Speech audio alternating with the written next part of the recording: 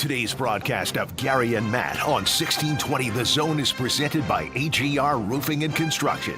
The show starts now.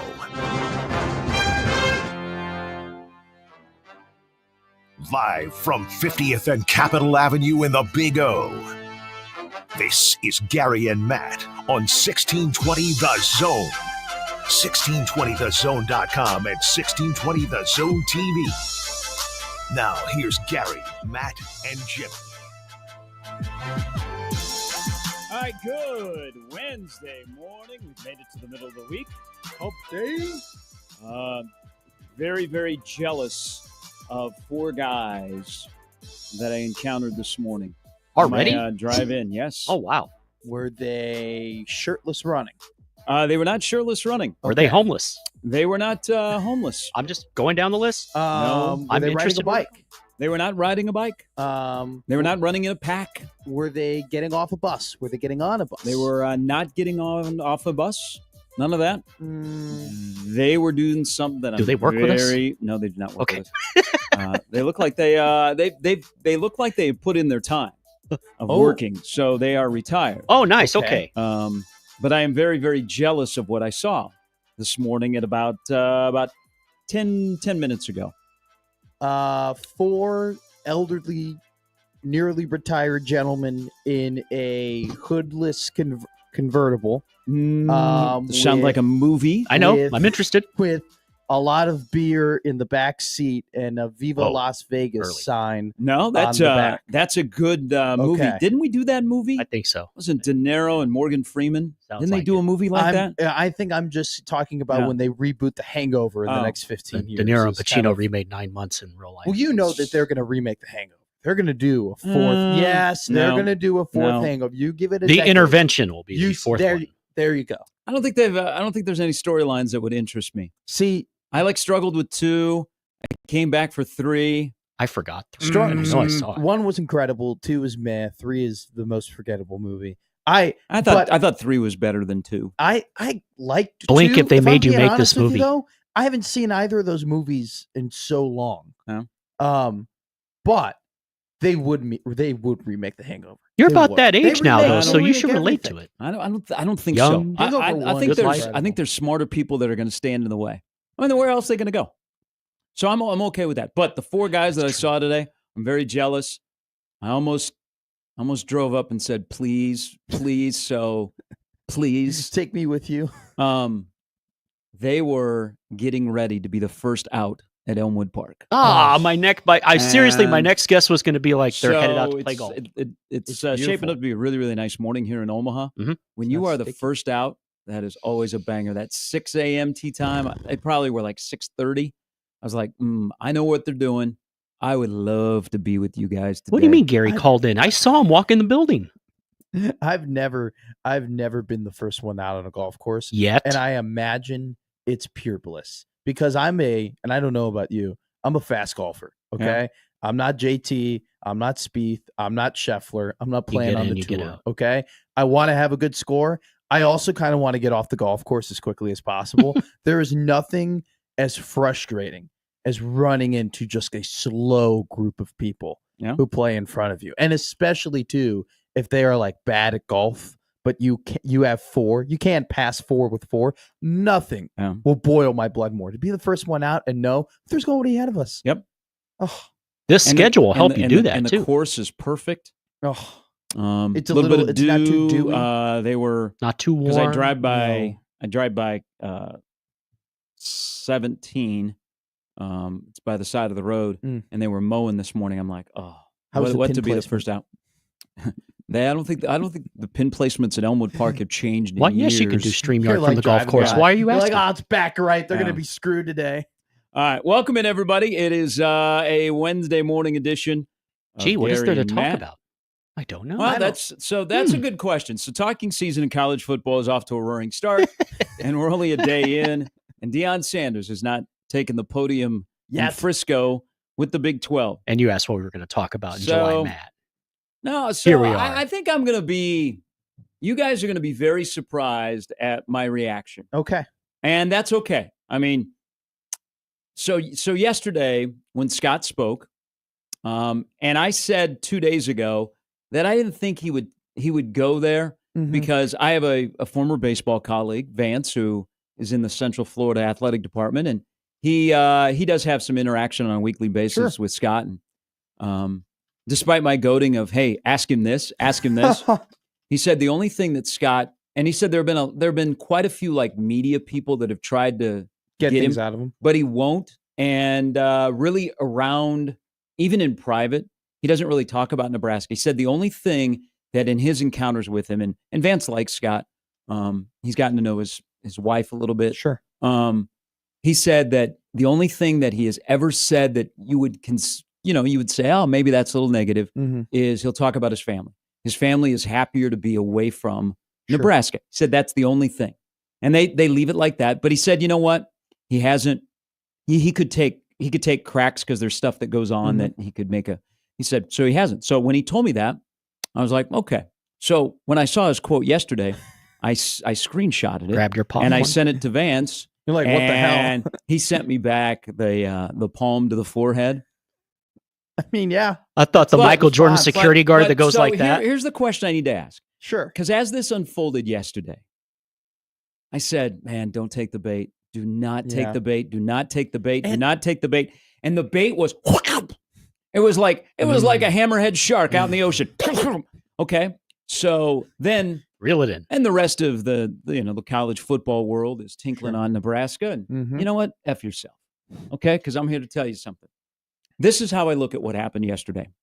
I think we have too high expectations that Scott will be anything different than he's always been. Sure. I said it the first time I met him when he came back to Nebraska. He's the same guy that was the quarterback at Nebraska. He just is a little bit older and has a different title. So I think our expectations of what he is going to change. Sure. A guy that has never really had any self-awareness or accountability or is a fake leader, because leaders know when not to talk or leaders know when to take responsibility. I think our expectations are too high. But as I was thinking about this driving in, is this at 6:15, is this still a story? I know it's great. Everybody was like, man, now you guys have something to talk about. But I'm very curious, and this is a real question. Yes. Because you're a youngin', you're chomping. This is in your wheelhouse. You're like, oh, I'm gonna go get Scott. I've taken down Scott. That's what I'm gonna do. Yeah. But I know, because that's you. That's you. You're fire everybody. You're a hyperbole guy. You're like, oh, we're gonna go get Scott. But this is a legit question for you, sure, and our listeners at 6:16. Is what happened yesterday in Frisco still a story, and is it actually a story? The story is not, oh my God, Scott Frost has never matured. Scott Frost isn't responsible. Scott Frost is this, Scott Frost is that. The story, in my opinion, now is it should no longer be a story in terms of how Nebraska fans react to Scott Frost and how they care about Scott Frost. They're better off now. Exactly. Much better. I view this as Scott Frost is the ex that you had a couple of years ago that you're over, and they still keep saying things about you, and they still keep talking about you, and your reaction. They're the first to watch your story on Instagram. Stop talking about me. I've moved on. I'm in a different relationship. I'm very happy with where I'm at. I don't need to hear about the things you're saying about me anymore. I moved on. You should move on. That's the story. Yeah, I don't know. Like, if this radio station spends all day talking about him, do people, even if it's July 9th, do people turn the radio station off? Okay, do they say, okay, sure. Probably will. What's the new angle? Now, I think he tried yesterday, and you're actually going to be surprised about something I'm going to say here in just a moment. But I don't want a pound of flesh. Okay, we have moved on. Yeah. Okay, we're in a better place. It's been almost 3 years. He actually yesterday, in what he said, I say thank you. Really? I say thank you to Scott Frost yesterday for what he said in Frisco. Now, he tried. You have to peel back the layers of where he was when he made his quotes. Yes. Because he had gone through a couple of rounds of interviews and wore him down. No, so he tried, but it's Scott. And so when you lack self-awareness, okay, you step into things. But with that said, I say thank you to him.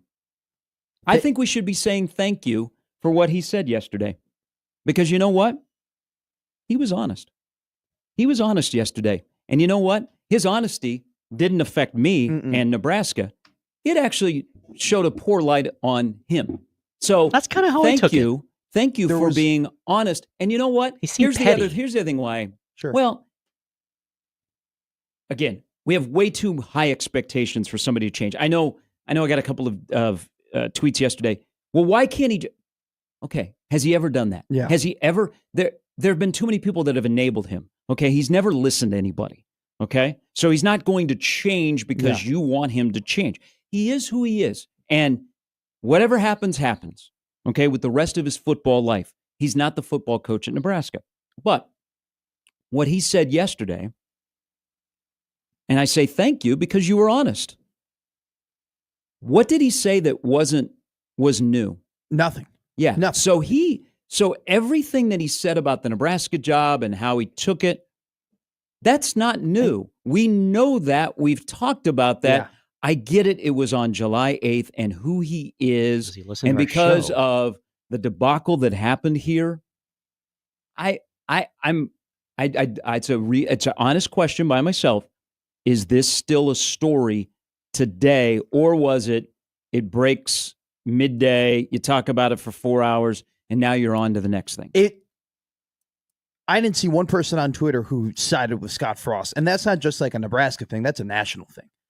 I don't know how you can sit there and listen to a coach who went 16-31 and is unable to find any sort of lesson or any sort of like self-reflection in terms of what happened. What were you expecting? See, I think that's why I keep saying we have high expectations for somebody that never will reach that when it comes to the way you deliver a message. My expectations is stop taking shots at the place that you left and stop. And my expectation is kind of what move on.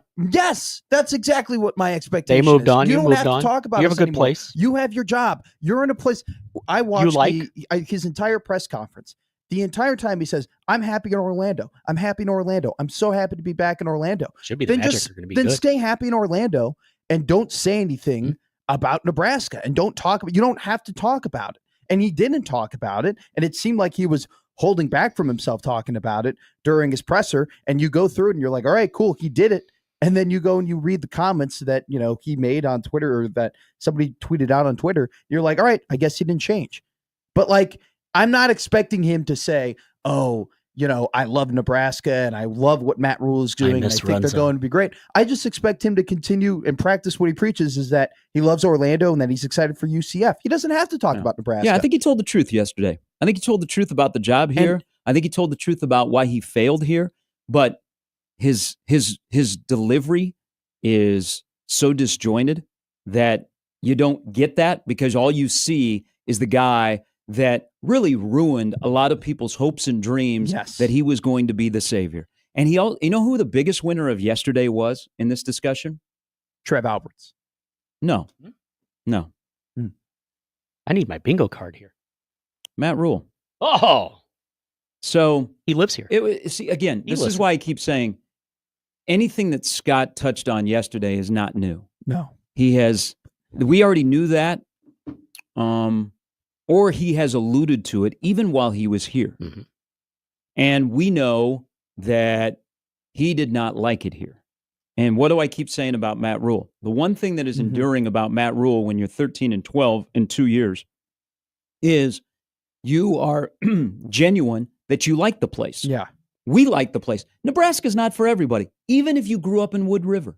Okay? Nebraska's not, and this is why People I say, are pretty darn this nice. is why I say Scott was being honest yesterday. Scott's ceiling of success is a high-level offensive coordinator. Which you've been consistent in saying. He's good at it. He was perfect at Central Florida with a great quarterback in Mackenzie Milton. Yeah. That's his ceiling. The job was too big for him for what he has in the toolbox. He kind of told you that yesterday. But again, the delivery of the message is a little bit off. But we know that he didn't like it here. And Matt Rule loves it here. Yeah. Matt Rule embraces being the football coach at Nebraska, everything that is good that goes with it. You think he's from Nebraska. And there are so many people And this is where Scott surrounded himself with the wrong people. Too many enablers. Too many people that saved his job when Trev walked in and wanted to get rid of him right away. There were so many people, and there are still so many people today that want to help the football coach at the University of Nebraska be successful. And if you give them a stiff arm, you're going to be shown the door. I'll give credit to Rule. Rule has embraced that people want to help him, and he's letting the right people help him be successful. And so when any of this discussion comes up starting yesterday, I would say, Matt Rule looks like the winner here. You know why? Because Matt Rule enjoys being here. And there's another thing that Rule does on a daily basis that makes Scott look really, really bad. What is that? He works hard. Yeah. He likes to work. He likes to put the time in. He really likes the job. And Matt Rule didn't walk in the door thinking this is going to be easy breezy. And look at all this. He embraced that. All right. You can have all of the nice toys, but unless you work with them and make them work, nothing's going to happen. They just don't go on themselves. So yesterday, as I'm processing this and talking to a couple people, I was like, Matt Rule is a big winner here. I mean, he is the anti Scott Frost, and interesting. I think both of them would consider themselves good colleagues with each other. I just acquaintances. It's baffling to me that it's not baffling to me that it's not baffling to me that he refuses to take responsibility. What is more baffling to me than anything is that Scott Frost is a guy that knows probably better than anyone how people react to when you say negative things about Nebraska. And he has now twice in the last couple of months has brought up the name of Nebraska in not a positive way. And no one's asking him to bring up Nebraska in a positive way. But he's decided to talk about Nebraska, and he full well knows what the discourse is going to be afterwards. He knows what the conversations are going to be afterwards. He knows that people are going to be very upset about those things. I'm going to disagree with you. It does. Okay. I don't think he does. That's incredible. That would be you have to understand. To me you have to, if you did not know. You have to understand. This is someone that has no self-awareness. That is, I just because they always think this. This is they why used to tell me that in college. That's not good. You have to understand the background to understand the why right now. Sure. This is a guy that is still, and even when he was here for 5 years, is still really, really petty about how he was covered when he was playing here. He is. That's incredible. He still to this day thought he was painted in the wrong light in the whole Lawrence Phillips situation. And then he will never get over this, is that he was booed in his own stadium in a national championship year. So you think about those things. Even to win a championship later in that same year, he has those two things he has always held. Okay, he's always thought that people were out to get him. Instead of letting people help him, I'm going to be against people. Hell, when his house unfortunately got broken into and a local TV station in Lincoln was inside of the gated community and did a live or a report that showed his house in the background, there were people around him that said, you ought to go after him. I mean, they have invaded your privacy. So you just put that on the list. So I think to understand where we are, you have to understand the back, and then it all makes sense. But at the end of the day, the guy that is in Lincoln, that currently is the head coach, he likes being is there. So much different than the guy that used to be here, and that's perfectly fine. And we don't know if it'll work out or not, but himself a good chance. That guy works hard, likes to be here, doesn't take anything for granted, all right, and embraces being the head football coach at Nebraska. Now, also doesn't have a past history. Yeah. Okay. Well, but there's also the part Scott would have never been hired here if he didn't have a connection to Nebraska. Right. Okay. That's Not even close. It's from 17 to 18. That wouldn't have happened. It's just to be from here and to have played here and to yet be so disconnected in terms of like how to just act and how to take responsibility and how to take the next step when it comes to interacting with this university. It's still wild to me too. Oh, it is. When you think about it on the outside, he gets the UCF job, and there are still Nebraska fans who suffered through the first, like his 5 years, 5 of the worst years of the program of Nebraska football, and yet they were still willing to root for him. They were still willing to give him a chance. Because they're nice people. Yes, they were still willing to like watch family. him from afar and be like, you know what? Hey, bygones, whatever. He's there. We're here. We're happy. We're happy. He's happy. That's what some of the conversation was when he got this job, and yet he still looks back at Nebraska and still says the things that he says. But at this point, we are so far gone where I'm like, the story is that, you know what? We're done. We're done. Nebraska's done. Nebraska's done with Scott Frost. Hands up. You're the X that we don't care about anymore. You can say what you want. I mean, it's 16-31. That's what happened at Nebraska. And it's not good. It's still incredible to me though that he was given a layup too during his little podium availability. And I know you talk about the whole expectations. What should we expect from him? But at the same time, it's just, you could just be a basic human and just be like, you know what? Those 5 years didn't go the way that I wanted them to go. I learned a lot. I've reflected. Never happened. This is, it's wild to me. And the fact that nobody can get in his ear either. And say that, hey, just show some grace. I know. I know. Too many yes men. All right. You have to understand, if you've been around him, he's the same person he was when he was the quarterback at Nebraska. He is just now 30 years older and has a different title. He is still very immature and not self-aware. Okay? That's who he is. And that if you already have that knowledge going into anything that is performed in your job or your communication, it kind of makes sense. It does make sense. When you put it that way, it does make sense. But to me, the reason why I'm still hung up on it in a way is because it's not too much to ask. It's really not that much to ask. I think that's fair. But to just say, hey, I've learned. But you know what? I mean, people, how many people do you know that change their character over time? A lot. I honestly do know a lot of people who grow and who I like to think we all kind of grow a little bit. Okay. That is to me is pretty damning. That's debatable with me, but the fact that you can be the same way you are when you are in your mid 40s and 50s is how you were in your 20s.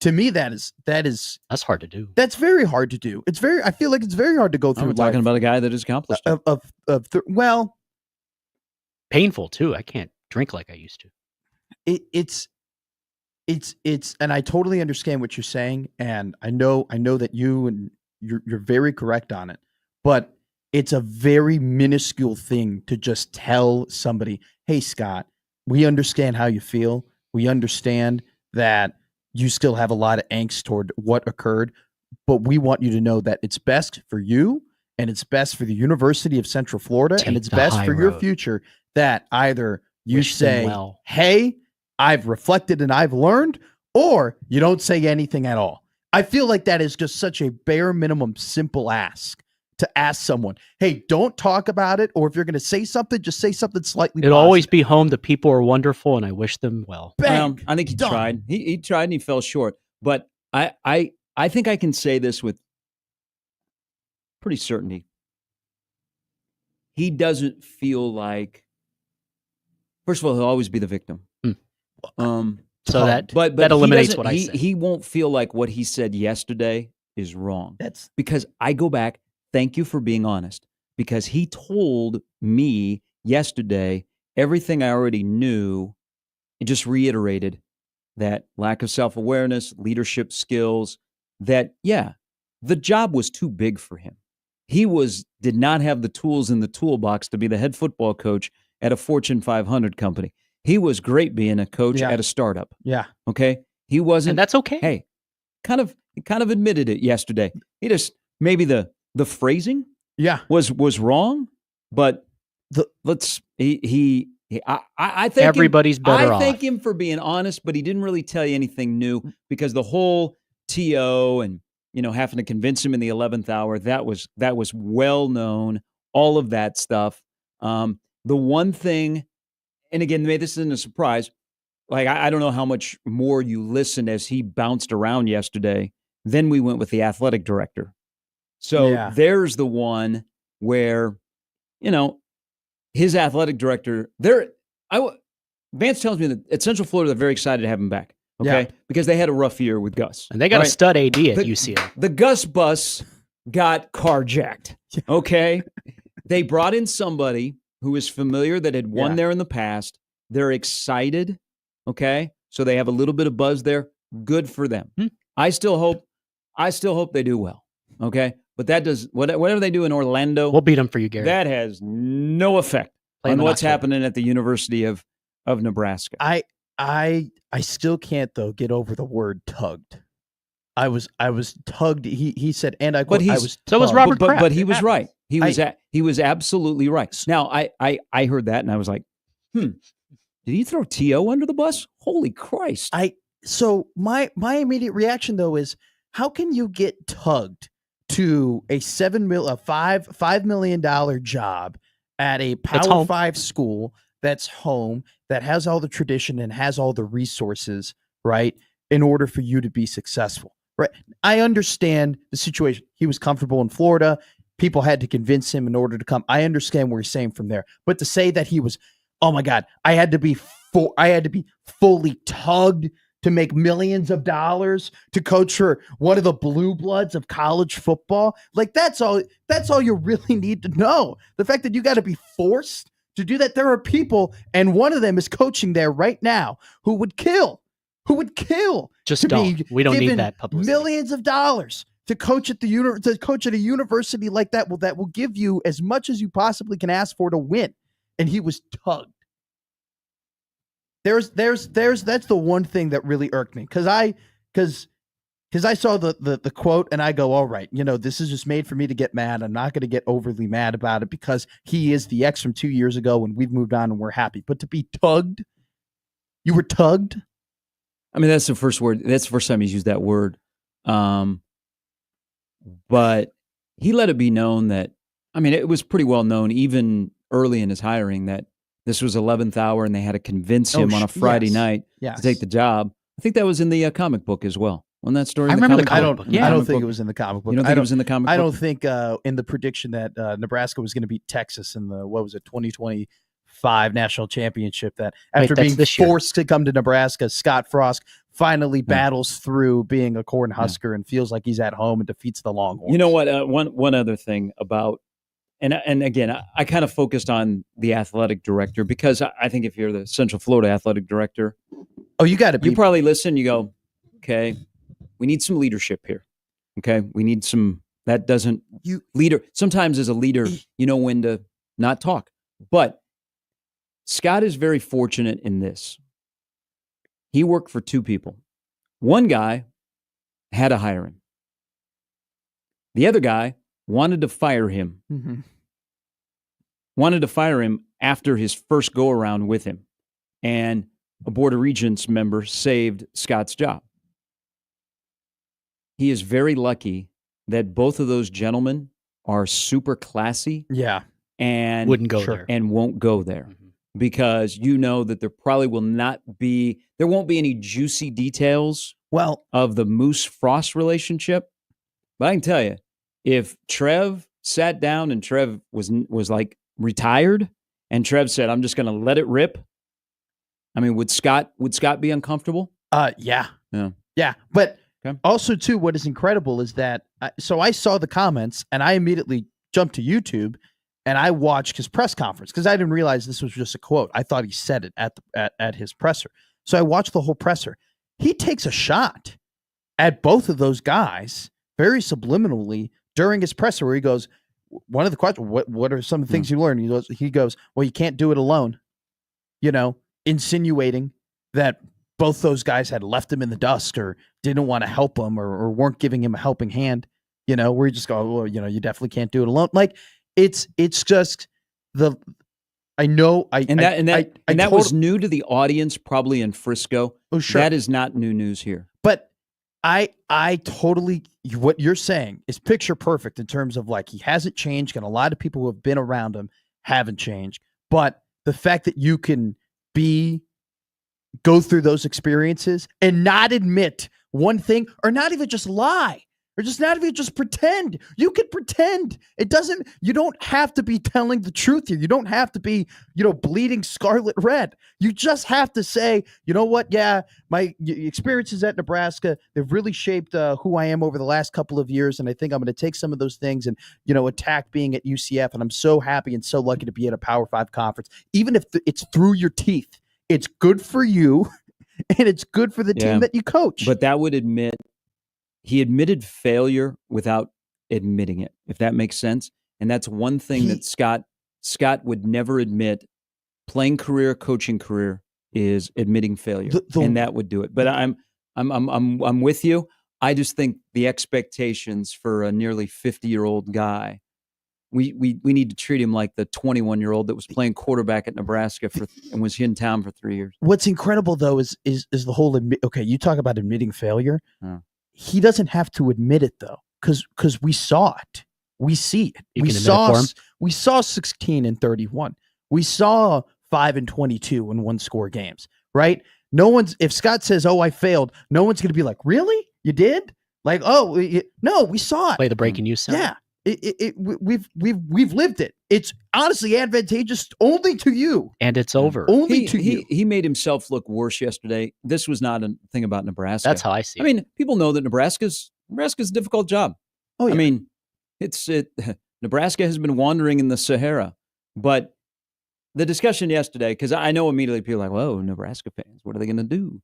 And some of this stuff was new to the national. Sure. But all of us, we've been talking about it for a couple of years, and probably, maybe we should just zip it up and move on. But sometimes you get reminded yesterday of you got to learn from the past so you don't make the same mistakes. Is that how it goes? That's what they've told me. I'm still trying to learn it, but Chris writes into Twitter at GarySharp1620. So with that, are you not expecting anything juicy in the Bill Moose book? I don't think so. Because isn't it? It's more about his experiences.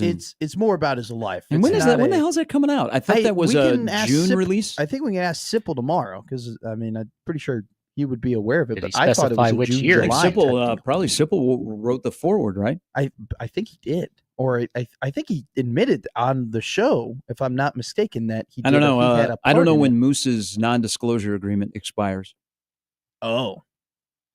Really? He had to sign an NDA when he he left? When their agreement for him to part ways with Nebraska, he had to sign an NDA.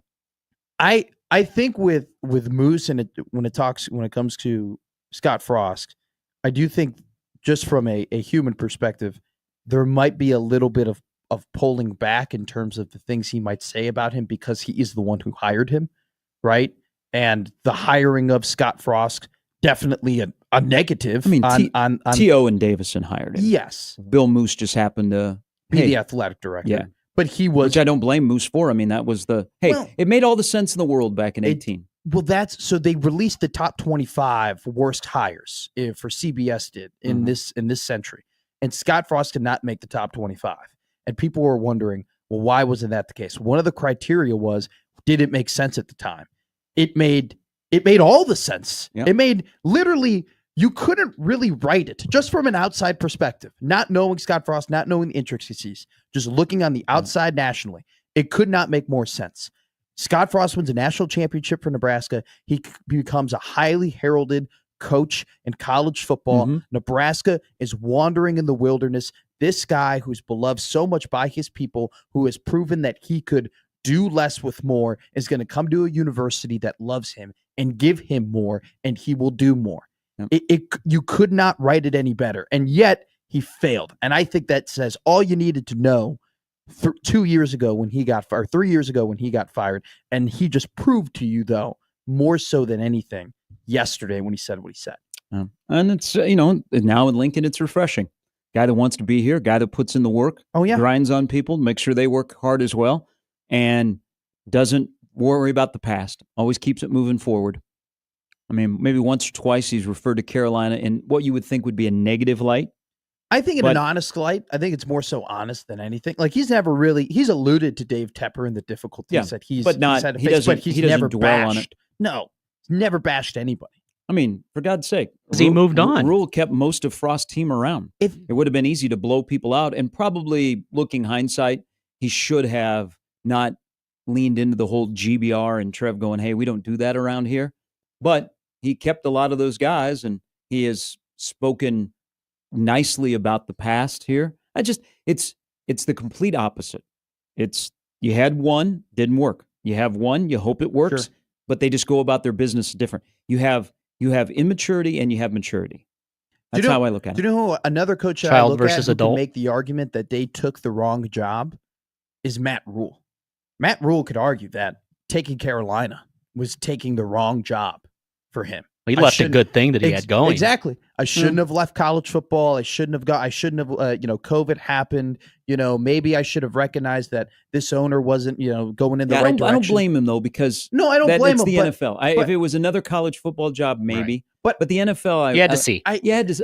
One time. You never know. But I think that what I'm saying though is Rule could have made the argument. He could, if he wanted to construct that argument for himself. But he's moved on. It was the wrong job. He's here. He could. And he hasn't. And he loves it. And any times he talks about Carolina, I mean, he said multiple times, I failed. I was a meme. I was a joke. And I ended up here. And I'm very thankful for it. Like, you're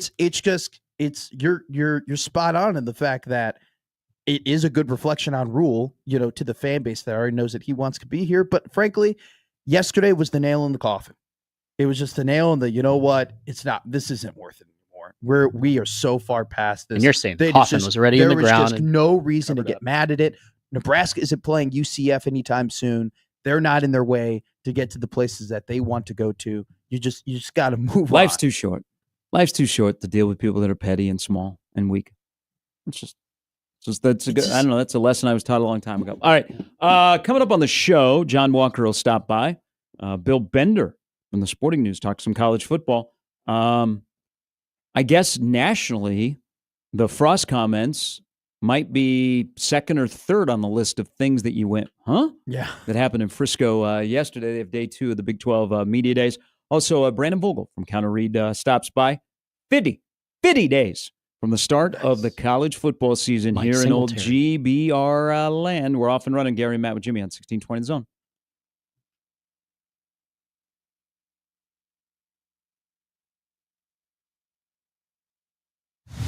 They say in Nebraska there's a calm before the storm, but those storms in the aftermath can be anything but. Trust the team at AGR Roofing to have your back. From free inspections, insurance claims, to full roof replacements, we're Nebraska's storm recovery experts. Experienced, reliable, and local. Visit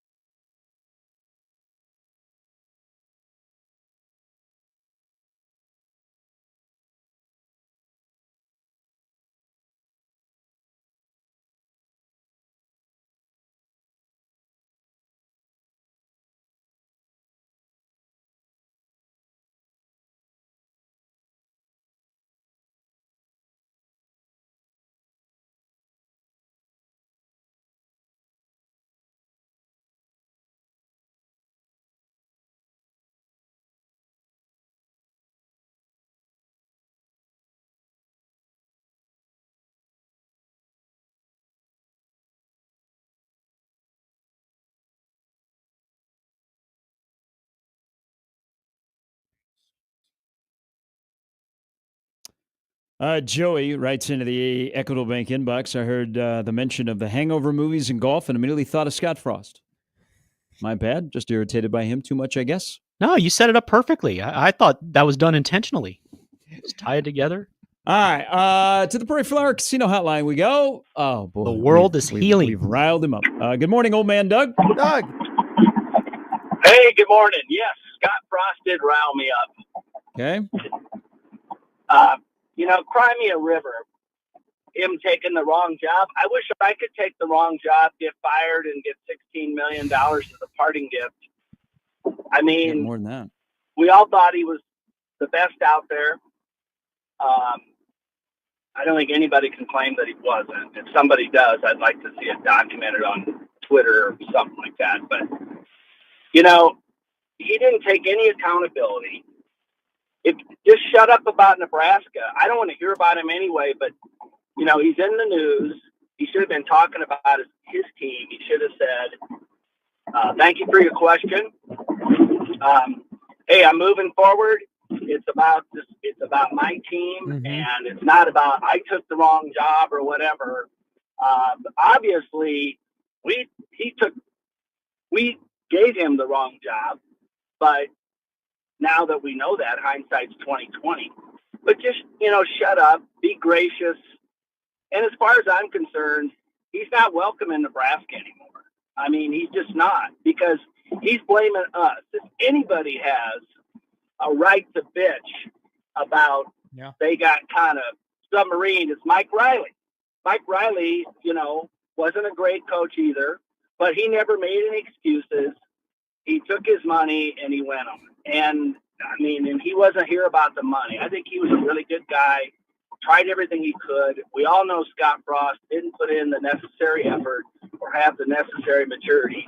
And now he gets up on there and he blames Nebraska. That's BS. There. Thank you, Doug. Thank you, Doug. All right. I mean, there's no benefit. There's just zero benefit to him saying anything about Nebraska. Nothing is going to change. Nobody's going to think any differently about him. Nobody's is gonna be like, oh, Scott, we totally get it. We sympathize with you. It's come and it's gone. There's just no point in it anymore. For me. I changed my. You remember we had when I brought up the topic of when you knew a coach was cooked. Yeah. And I said the Illinois game in 21. Mm-hmm. I think I might have to change. Okay. One, he has never failed until the first 6 games at Nebraska when he went 0-6. So that was never in the plan to fail right away. I think he might have been cooked his opening press conference. That's what was discussed at my house last night. So this has been discussed by myself and Damon and others that have been in this, been with me. Were you here when he got hired? I wasn't here. Okay, but I do know the presser. I do but not the main presser. Not the Big Ten adjust us. So one thing, I said earlier, that's what I do. He still to this day, and even when he was in the power chair, the way he was the coverage and the narrative when he was here at Nebraska as a player, when he got booed at home, the Lawrence Phillips situation, and he still, I think he felt. And this is wild because this was not the case, that we were unfair to his family during his time here, which is not the case at all. But I'm going to say that we should have known that he was going to be cooked. And remember, his parents are great people. Mm-hmm. I mean, you're an Olympian, you have a great football coach, you have wonderful people who have been covered the right way in their own career outside of Scott and Steve. When we were on the side, away from the main podium, and before people started firing off questions, Scott said to all of us assembled there, my family is off limits. Yeah. And he went into this thing about, I don't want you talking to my family. I don't want you interviewing them. I don't want any mention of them. before he took any questions. And at the time, you're kind of caught up. Okay, let's just get to. But you walk away and you're like, wow, That was weird. already on the defensive. So that might have been when you're like, okay, this job, which eats people up and spits them out, and you're already on the defensive, and you just came. You're saying you're anticipating it going badly. You just came from a Saturday in Orlando where you had a great moment. Like, wow. Okay. Shouldn't you be in the honeymoon phase at that point? Shouldn't you be like wrapping your arms around a bunch of people and saying that, hey, there isn't one. I am so happy. This is so incredible. We're going to do amazing things. This is going to be the dawn of a new day. Great to see you guys again. Exactly. But if you start to connect the dots, it makes sense of, right. Okay, one, I didn't want to take the job. Now I'm here. Oh crap. Yeah. We're gonna set some parameters. I just that quote, that whole those are the two things that I remember from that happening is my family's off limits and I hope the Big Ten has to adjust to us. Because I think like both of those moments you kind of see of like, all right, maybe he's a little bit too confident or too over his head or too bullish on what he thinks he can and cannot do and what he believes. Because nobody has ever, the Big Ten is you adjust to it. It has been playing this way for a certain amount of time. And you can have your own variants of it and you can adjust it, like you can be a little bit different, but you still have to be within the flesh and the mold of that conference. You know what is wild here? Is when he got hired, the response of the Big Ten. So Brian Ferentz actually has told this story publicly before. Over in Iowa City, when Nebraska was firing Mike Riley, and it was well known that Scott Frost was going to be the next coach, Brian Ferentz said that in Iowa, they were like, whoa, Nebraska may have made a really, really good hire. Mm-hmm. And then he said they were in their offices and they were watching that press conference, and that comment came out, and they were like, nothing changes. Yeah. Yeah. He told that story, I think, when the iClub had an event in Council Bluffs, like a few years later, and then he started to take shots at Nebraska. Sure. He told that story, and I'm like, wow, okay. All right, we got to take a break. All right, we're moving on. Okay, we're good? We're good. Okay. I'm good. Because there are other stuff that happened yesterday. Yeah, actually, like important stuff that like is going to be moving forward in the evolution of college football. That been very important. There was a guy yesterday who I determined that I'd like to have a beer with. Ooh. That was at the Big 12 Media Days. Who do you think it was? Mike Gundy. He speaks today. Dillingham. He speaks today. I would love to have a beer with Kenny Dillingham. We'll get into that when we come back a little bit later. John Walker, Bill Bender, Brandon Vogel to join the show on 1620 The Zone.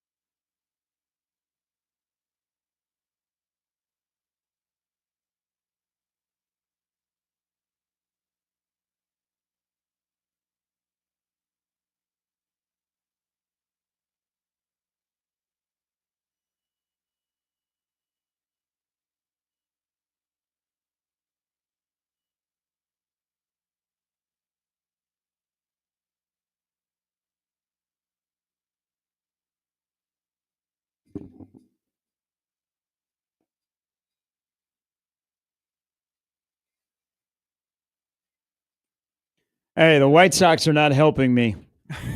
I keep an eye on this nightly. They've been pretty bad recently. Getting worried. I didn't watch yesterday's game, but I watched the game before. They actually looked pretty good in their 8-4 loss against the Toronto Blue Jays. They have, what's some of the top prospects they brought up recently? Colson Montgomery is one of them. So they're 32 games under 500 now after they got beat by the Red Hot Blue Jays. Hey, Canada rise up. Yeah, Blue Jays have won 10 in a row. 29-7 in their last 36. Yeah. Brooks Baldwin, he came back. He was they sent the Sox sent him down for a little AAA assignment to fix his swing, and so now he's back in the lineup. Things are looking up for the White Sox. Hey, are things looking up for the Royals? Royals won again last night, a walk-off. Nick Lofton had a big night. They walked off the Pirates. Won 3 in a row. They're 6 of 9, 7 of 9. They've won now. Oh yeah. Did they World Series? Did they hit a homer yesterday? Because they hit 6 home runs in 2 games before yesterday. I believe Lofton hit. Oh no, Keggs did. Okay. Keggs hit his first home run at the K. Hit 7 homers in 3 games. That's a team record. Yeah. I think they broke it by 4. So the trade deadline is at the end of the month, like with the Royals. Mm-hmm. I think this weekend will tell me everything I need to know because they play a team with a pulse. And the Mets, they have a 3-game series down at the K against the Mets. Because the worst thing you want is for them to be treading water. Sure. Like, be nice to get on a roll. June was terrible at home. They're off to a much better start. Because I think if they get hot, they're more likely to stay pat. Yes. Not like sell guys off, or I think it's difficult to add guys. I think it's difficult to add new pieces that come outside of the organization, Kansas City, period. People in baseball don't go, hey, I want to go play with Bobby Witt Jr. Sure. They want to go play where the money is. And Kansas City's not in a position to attract, maybe even a Carlos Correa, which Minnesota did, and you went, huh? Sure. But I think whatever happens this weekend, then it'll tell you, should they be sellers or should they stand pat? I don't want to tell Connor Happard that I want his team to lose, but I would prefer his team to lose. I would love Seth Lugo. Sometimes we want each other's teams to lose. I'd be very, very happy with Seth Lugo. I'd be cool with getting that arm. I think he would be somebody though that you'd have to. Well, anybody for starting pitching, you're gonna pay a price for. Like, might be time for Cassie and Alcantara to get on the market. My guy's Mitch Keller. I would like them to, if they can keep Owen Cassie, that'd be great. Everybody else on the block. But if they kept Owen Cassie, I would be very happy with that. I like Keller. I agree with you. They need another bat. He looked good last night. Would you do Chapman with Palencia in the back half of that bullpen? I roll this Chapman again. If the Red Sox continue to lose? No. Red Sox won 5 in a row. I know they have. They're 48 and 45 now. But I don't know. I get a little nervous with the whole bringing in, having like 2 closers, like having 2 guys that are used to throwing in the 9th inning, because we've seen sometimes that when a guy goes from throwing in the 9th to throwing in the 8th, they become a very different pitcher. It's tempting though to me to look at Chapman and maybe do that. I haven't heard his name attached to the Cubs at all. I'm just looking at what are the best bullpen arms and are they able to add that? I don't know. I would focus on starting pitching before I get to the bullpen.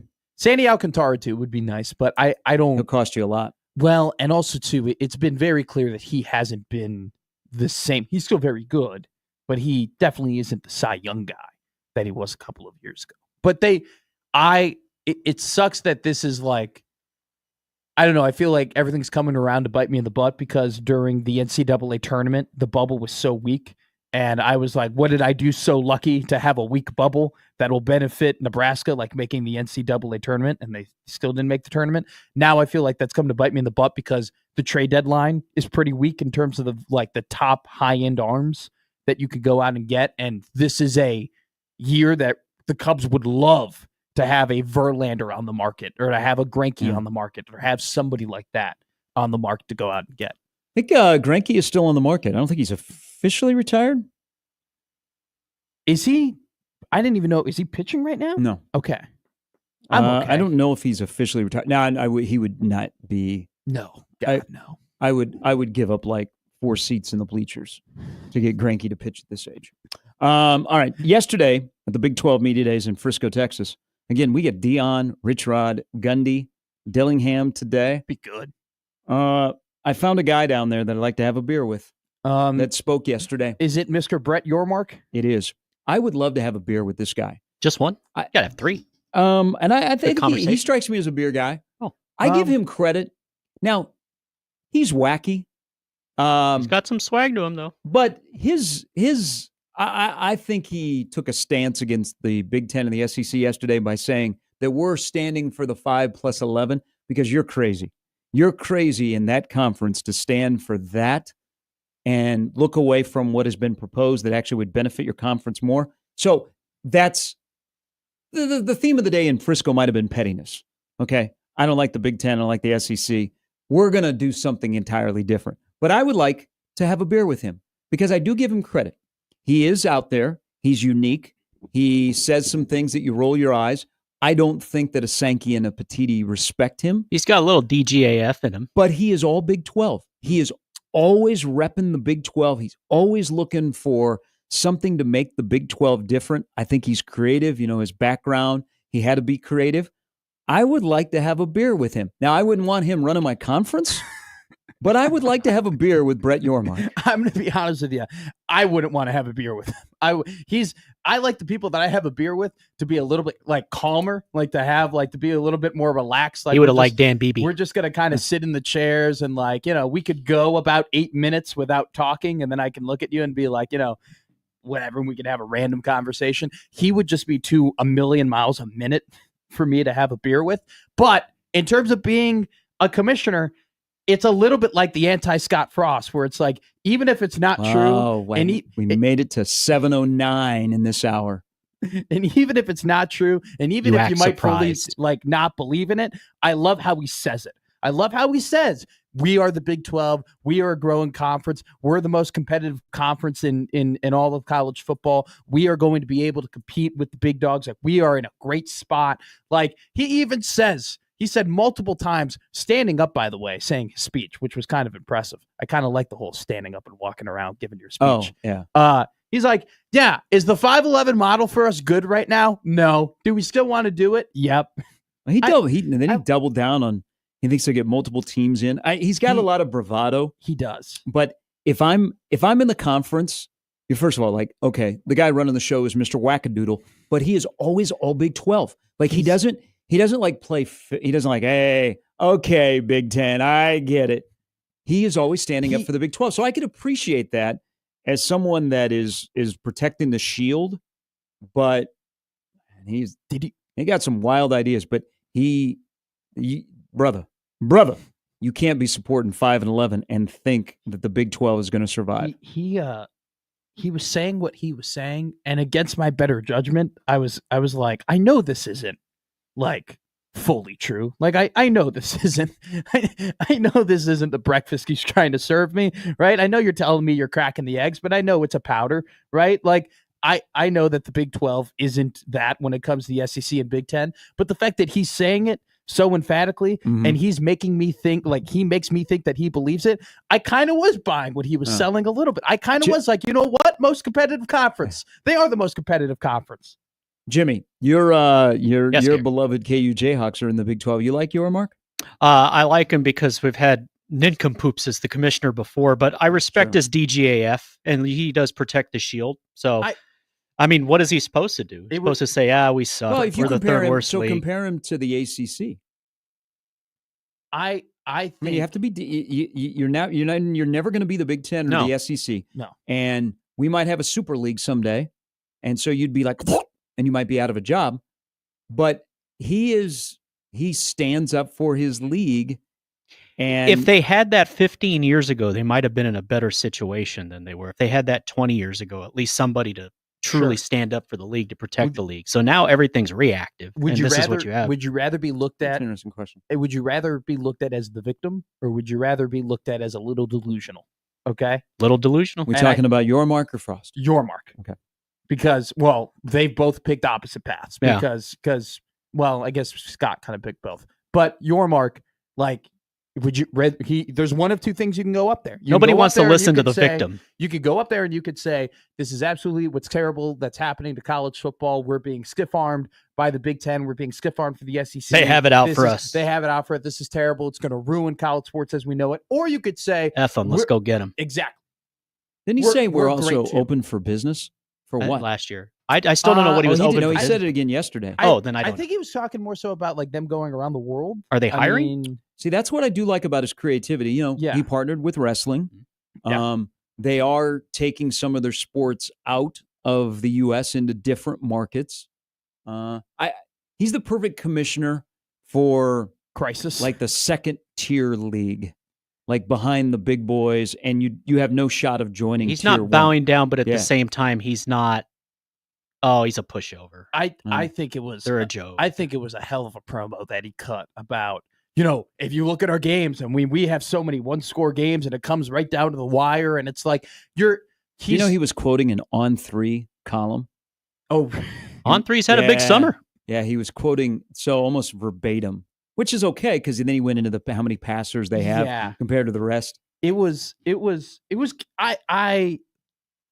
I thought it was funny because I was like, I like his energy and I know that this really isn't the case, but I respected the fact that he's standing up there and he's being like, hey man, we're not gonna bow down to these people. We're gonna keep being who we are. We're gonna try and convince people of certain things, even if they might not be true. The reason why the Big 12 is so open is because you don't have big boy national superstar programs, but we're going to twist it in a way where we're like, we're super competitive. You never know who's going to win the Big 12. You've said before, the key is if you're not going to be in the Big 2, at least try to be a solid 3, and I think that's what he's trying to definitely. do. That's all you can do. I asked Matt yesterday, I think they are. Now or later, like in terms of the football this year, the ACC has a better shot, but down the road, Big 12 has a better chance of sustaining and being viable in keeping their core together compared to the ACC. What they know. That's all they can do. Yeah, and I also think, I mean, there's no coming back when you lose Texas and Oklahoma. There's nobody. Right. There's You nobody can't out there that can them. replace them. So they know their place, and you have to promote football. But you know that basketball, you're really, really good, and they're better in some of the other Olympic sports. But I don't know. He's just a guy that I'd like to sit down with. But I bet like in the SEC office, they just clown the crap out of him. They're like, look at this guy. Wait till we get in the room to talk about the playoff again. I know what you're saying, but at the same time, it's like, I don't know what he's supposed to do for him not to get clowned. The SEC has put themselves in the power chair to the point where they can make fun of everybody. They could be like, everybody's a loser. You establish a mentality, hey, F you, we're going after everybody.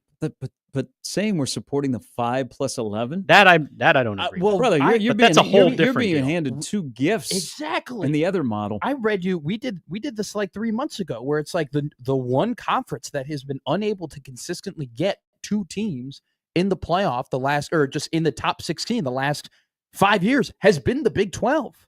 They have been the one who haven't been able to have teams consistently crack it. They'll go against it. 4-4-2-2-1-3. There you go. That's the combination. Your mark, not the 5+11. Sounds like my class. Was that your Western accent? I'm Salina, Kansas. I'm like, I got to get my Cats into the playoffs. So cozy. So Brett, 5+11. I've done a lot of math. I got a lot of cattle. Got to keep track of them. I got to know which ones are branded, which ones are not, which ones are going off to the market. 5+11. That's kind of confusing, but I like the 4-4-2-2-1-3. That gives me and my Cats. I think that's the opposite. Hold on, he's taking me home. Me and my Cats. Not that home. Me and my Cats. I got one in there, a spot for my Chris Kleiman. We're going to hold on to him, by the way. We're not going to let him go to Iowa City and be the Hawkeye coach, even though he says he's a Panther. Nobody's a Panther. The only person that's a Panther is Ben Jacobson, Jason Reese, and Maurice Newby. Okay, and the late Eldon Miller, and the great former Omaha assistant basketball coach Jake Cook. But we're going to keep climbing because we got a lot of oil money. But you know what? Out here in Salina, we love our Cats. Brett, make sure that my Cats have at least one of those spots, because I'm doing the math on 5+11. Yeah. Because I got to do the math because, man, we start harvesting some wheat. Boy, if we have a bad year, woo, Becky ain't going to get, you know what? I'll make that bowl trip. If we have a bad year, I'm not going to be able to shout get out Ottawa County defensive end. I might have went to Salina Central High School, but I can tell you that 2 is greater than 1. I know Chris Kleiman needs a wide receiver, so we got to make sure that our wheat is nice and harvested. Here is Nebraska Ball Mike on the Prairie Flower Casino Hotline. Good morning. Gary, how the hell do I follow a fake Texas accent? It was Salina, Kansas. Don't do that. because it's a fake Texas accent. It's just not Kansas. Kansas doesn't sound like that. It sounded a little SEC to me, no, Mike. hey. I got you. Mike, Western Kansas has a little bit of an accent. I didn't realize that. Nebraskans have an accent. Yeah, we sound normal to the rest of the I was country, about to but say, everybody else is goofy, and that's okay. the Nebraska accent is very good English. Midwestern. Yes. Very good. Meat and Yes. potatoes. Mm-hmm. Gentlemen, Hungry. All talk right. me off the ledge. Uh-oh. I got to thinking yesterday that we might be walking into a Ireland situation with the Cincinnati game, Okay. being in Kansas City, Again, we spent the first hour on Frost. Why is this and coming up having again? the Chelsea and having the brothers that are going to be there hyping Cincinnati up and talking Cincinnati, and all we're going to do is talk for a month. And I hope we don't talk ourselves out, and I hope we can get ready. I'm nervous. Okay, it's fair to be nervous Yeah. because past history tells you that Nebraska stubs their toe. What did you hear Scott Satterfield speak yesterday and you got really, really worried? No, Okay. I don't like us going somewhere we're not familiar with and playing in somebody else's backyard. Well, it's going to be there'll be 65,000 Nebraska fans there. So technically a Cincinnati home game. It'll be a neutral site. It will be a Nebraska home game. Even with Kansas City tight end being there. I mean, he's a big deal, but and he talking? ain't that big of a deal. I mean, come Okay. on. Would you rather? Don't you actually think playing this game to start the season actually is a benefit to this current group? Because there will be a sense of urgency and they know what is. I mean, this is all about Nebraska. I'm not worrying about Cincinnati. This is all about Nebraska day number one. Okay, to see if they're different. If we can get through this game, it'll open up the entire month of September, and that's all that matters. Yeah, Mike, and then they might be 4-0 when you go to bed on September 20th. How are you going to feel then? And then we got to get to November and matter. Hey, that's right. You heard me yesterday. Take a nap. Take a nap. Come back in November. Nebraska will have at least 5 wins. Second question: when does the British Open typically end their rounds on weekends? Like 1. Yeah, in the afternoon. That's what I thought. Okay. You think about going? It's next week. In a pipe dream. Yeah. You got a passport? I'd make one trip over there, and it'd be St. Andrews, and that'd be done. Okay. That's fair. But that would take a miracle. There's so many moving parts over there, and so many moving parts with me. Yeah. That I don't even know if I could do it. Well, I mean, you could do it from your end. I'm just curious on, like, you think that'd be a little bit tough to navigate over there on the course? Maybe, because everything's so small over there. Yeah. And so old that they weren't designed for people in my situation to be over there and functional. I did not know that. That's unfortunate. I would hope that they would be better over in Scotland.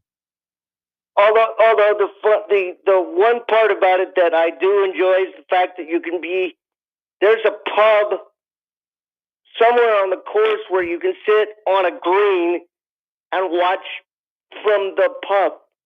Okay. And that's the weirdest, like you can't do that anywhere else. That's pretty. And it feels like such a St. Andrews thing. And such a British Open thing when that happens. Yeah. Yeah, but British Open would be or St. Andrews would be the one.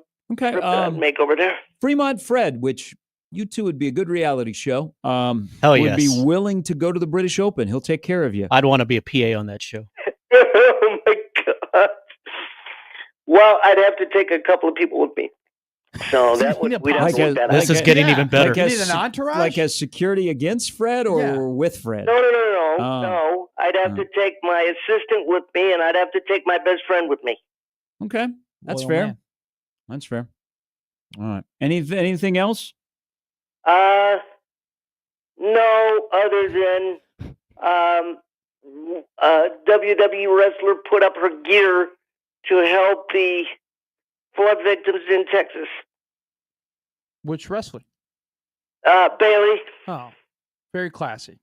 put up her gear. And I tweeted at my girl yesterday, who's like her sister. I said, "Your sister did it. It's time for you to do it too." Are you So going to hopefully bid for the gear?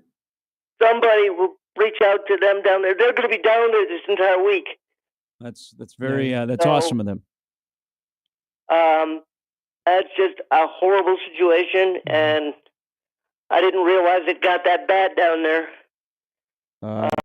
Yep, and it doesn't appear to be getting any better with the news that comes out of Central Texas. Mike, thanks for the call. I hope don't worry about Cincinnati. It's 50 days away. We got enough time to worry. Happy Dave Remington Day. Yes, happy Dave Remington Day. You know he was so good they named a trophy after him. I met him at Westridge Mall. Like just randomly, or was he doing a show? Just randomly, like after the AD thing, like oh, when he was the 2 interim months AD. after he left Nebraska. He's still a big dude. Yep, he is. He's still a big guy, man. Yeah. You look at him, he could still stop a truck. Great person, huge heart, great storyteller as well. Mike, have a good week. You too. All right. Speaking of WWE, and what we were just talking about Mr. Yormark, WWE I just saw that. is going to broadcast Friday night SmackDowns in 4 Big 12 markets before Big 12 games. There you go, Matt. Oh, so I knew love this it. because McAfee is involved. Yes. They're going to be in Dublin. Dublin gets everything. NFL game, Farmageddon. Now they get SmackDown on Friday, August 22nd. Then they're going to be in Cincinnati. Yeah. Then they will be in Tempe. And then they will be in Salt Lake City. So Friday nights before a Big 12 game, they are having this. I think it's the WWE, especially under TKO, has done an incredible job of trying to intricate themselves into things that are outside of their realm, right? I feel like WWE used to be afraid of other sports. They didn't want to interact with other sports. They didn't want to promote their other sport, other things going on because they looked at it as a competition. Now I think they have smartly recognized that, hey, this is another market that we can tap into and we can get fans from. And you said this in November, or not November, sorry. I wasn't working here in November. In January, where you talked about the importance of Pat McAfee and how important Pat McAfee has been to the WWE. As the months continue to go on and they continue to strengthen their relationships with more and more TV networks and more sports, it could not be proven more how much influence he's had on that company, which is absolutely insane because we're talking about a 40-year company that already was worth $1 billion before he got there. So it's incredible. The Pat McAfee story, when they do the documentary in 10, 15 years, and they will do a documentary, will be absolutely insane. Also, too, Brass Mall Mike's girl, Mercedes Monet, she's wrestling this Saturday, AEW All In, which is their WrestleMania, Globe Life Field in Texas. So massive matchup for Mr. Nebraska Mall Mike this week. Should have talked to him. He drove to Kansas City to see her recently. I'm going to tell you this right now. If you can find, if you find yourself and you're just you got an itch on Saturday for watching wrestling, AEW All In might be one of the greatest wrestling events of all time. It has the card that they have. Will our trash can guys be there? No, the Outrunners will not be there. It's only 5 matches, and it's the best possible. But I thought they were the matches. best tag team. They are not. They're in the mid card, but they're was great. The Bushwhackers. They have an incredible mid card gimmick. It's an incredible gimmick, and it'll probably raise them to one day being a 1-time, 2-time AEW tag team champion, because that's in that company, everybody gets over at some point. You just got to wait your turn. Yeah. They will get over. Okay. All right. We'll take a break, come back. Mike brought up Cincinnati. We were in peak talking season yesterday. What are we in now? I feel like it doesn't peak more than this. I know. This is July. Now, next week is SEC and then the Big Ten. And then it'll be August. And guess what happens in August? Having your former coach. You might be 0-1. That's what happens in August. Or 1-0. Having your former coach go to a new team and on the first media availability that he has in front of the entirety of the conference, openly crap on you, that's one hell of a way to begin talking season. That's insane. Well, and Greatest sport. And Dion speaks today. We speak more after the break on 1620 The Zone. All right, severe weather rolls through Omaha, high winds, hail. Next thing you know, your roof is taking a beating. So, I got to get that fixed. So what do? You're thinking, oh, gosh, deal with a contractor. All I've heard is horror stories. Well, I want to deal with local. Well, you're going to want to deal with Moose Roofing. There are out-of-state roofing companies that roll in here on wheels. Moose Roofing, they're here before, during, and after the storm. They've been in business for nearly 30 years. You have a criteria of what you want. They also have a criteria of how they go about their business to make sure that you are happy. And they are pros from start to finish, whether it be the insurance claim process or when they're on your roof. Like, for example, Shawn Michael, been there nearly 2 years. He'll walk you through the entire process. They have these 3D animated models that'll detail all the information and all the technology and the installation process. They'll show you pictures. They will make sure that there are no surprises for you because your most valuable asset is your home and your roof. You need to take care of that. They'll also tell you what the difference are in shingles. Man, stop Pat Moose on the street and he'll be like, this has got this, this, this. And you're like, oh my gosh, That's what Moose Roofing does. They go above and beyond to take care of you. Roofing, siding, or gutters. Give them a call today, or better yet, go to the website where you can schedule an inspection from start to finish. They also have an entire department dedicated to helping you work with your insurance company. It's Moose Roofing, online at mooseroofing.com.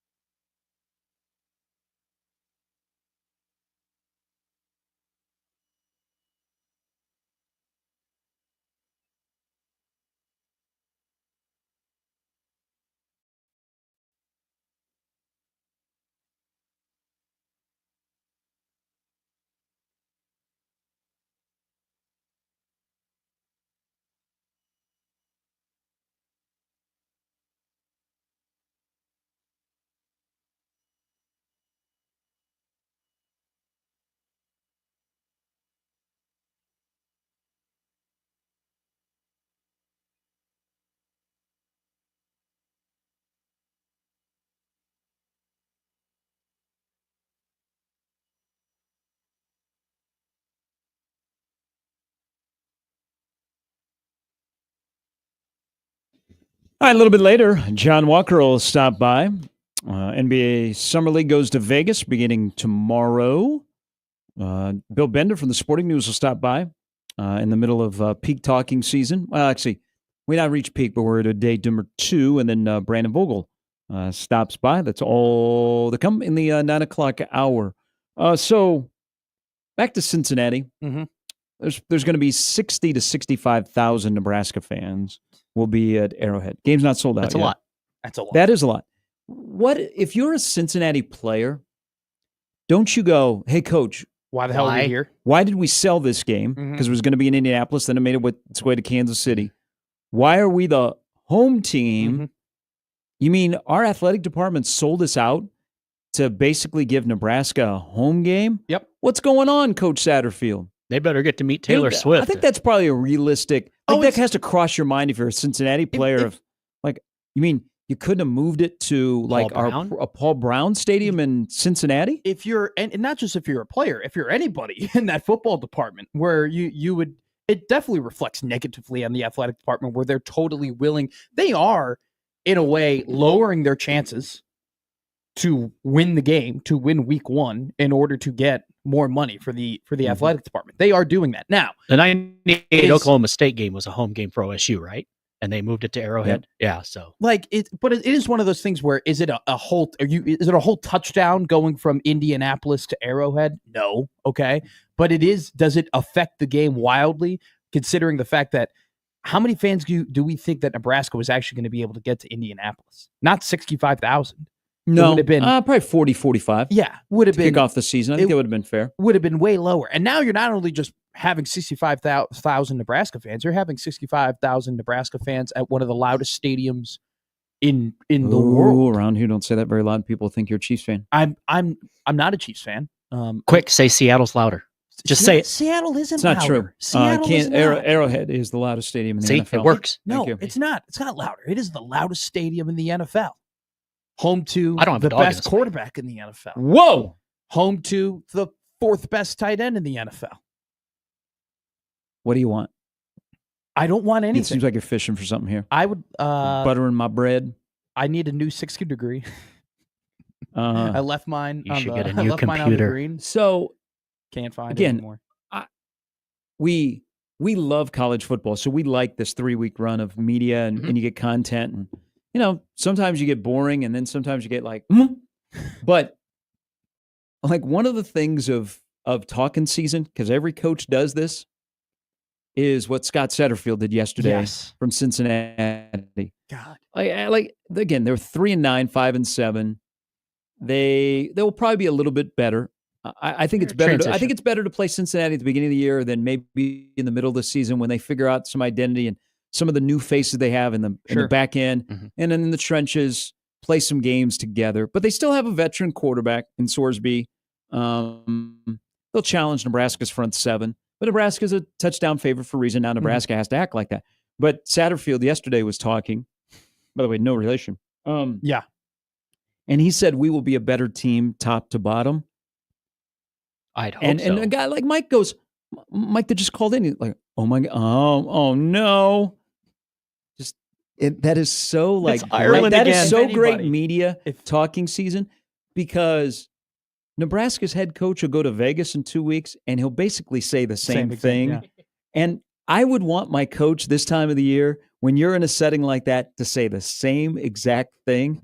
It's like if you're on the bingo card of peak talking season, a coach saying this is gonna be my best team top to bottom, and your opponent's overreacting, is right in the wheelhouse. Out of the coaching cliches of I don't have a crystal ball, or I'm just focused on the guys that are here. One day at a time, Matt. Yeah, we're just one play at a time. We're just get a little bit better every day. My favorite cliche is when the team is bad, right? But they don't want to admit that they are worse than what they are, so they hit you with this one. We're just trying to go 1-0 every week. Every week. We just approach every week singularly. We try and go 1-0. We just try to win the week. It's in our hallway. We're not worried about Oklahoma in 4 weeks. We're not worried about who we're playing in November. We're just worried about who we're playing now. You only hear and I like my guys. You only hear that from the mediocre, middling, below average team. So that's my favorite one. I would also say that anytime, and you'll hear it a lot. Just keep your ears peeled for this one. We're a program. We're a program. We have a We're not great one culture. guy. We have great culture, and it's not just me. It's my guys. Yeah. And I'm so proud of these guys, and I'm so proud of the men that they've become. Everybody uses that line. I would love somebody to do the opposite. I would love someone to be like, you know what, Tom? Me, honestly, I don't know how good we're going to be this year. I told him Charlie Weiss. He was that guy. Wouldn't you feel a little bit like, okay, I don't feel great that you're saying this, but I appreciate you being honest? He wants John McKay. If your coach was like, I'm going to be real with you guys, we lost a lot this season. I don't know if we're going to be able to take the under. Again. What I'm with you because I like honesty. Like, what year would they have to be at the school? Like, if you were a new coach that you were coming up on your first year and you said that, I'd be like, okay, sure. But you know that in those settings, they're always going to say positive stuff. But I'm with you. I would, especially when it comes to recruiting classes. Oh, sure. Like, I'd like a coach to go, our recruiting class was not very good. Our boosters didn't step up. We didn't have any attention. We missed out on a bunch of prospects. We have a bunch of 3-star guys. I'm not sure if this is going to work out or not.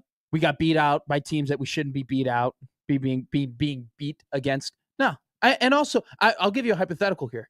You're in your 6th year of coaching, right? You've had 3 years in a row of like really good teams, but you've now lost a lot of those guys that have helped you be really good for 3 years. So you're in good graces.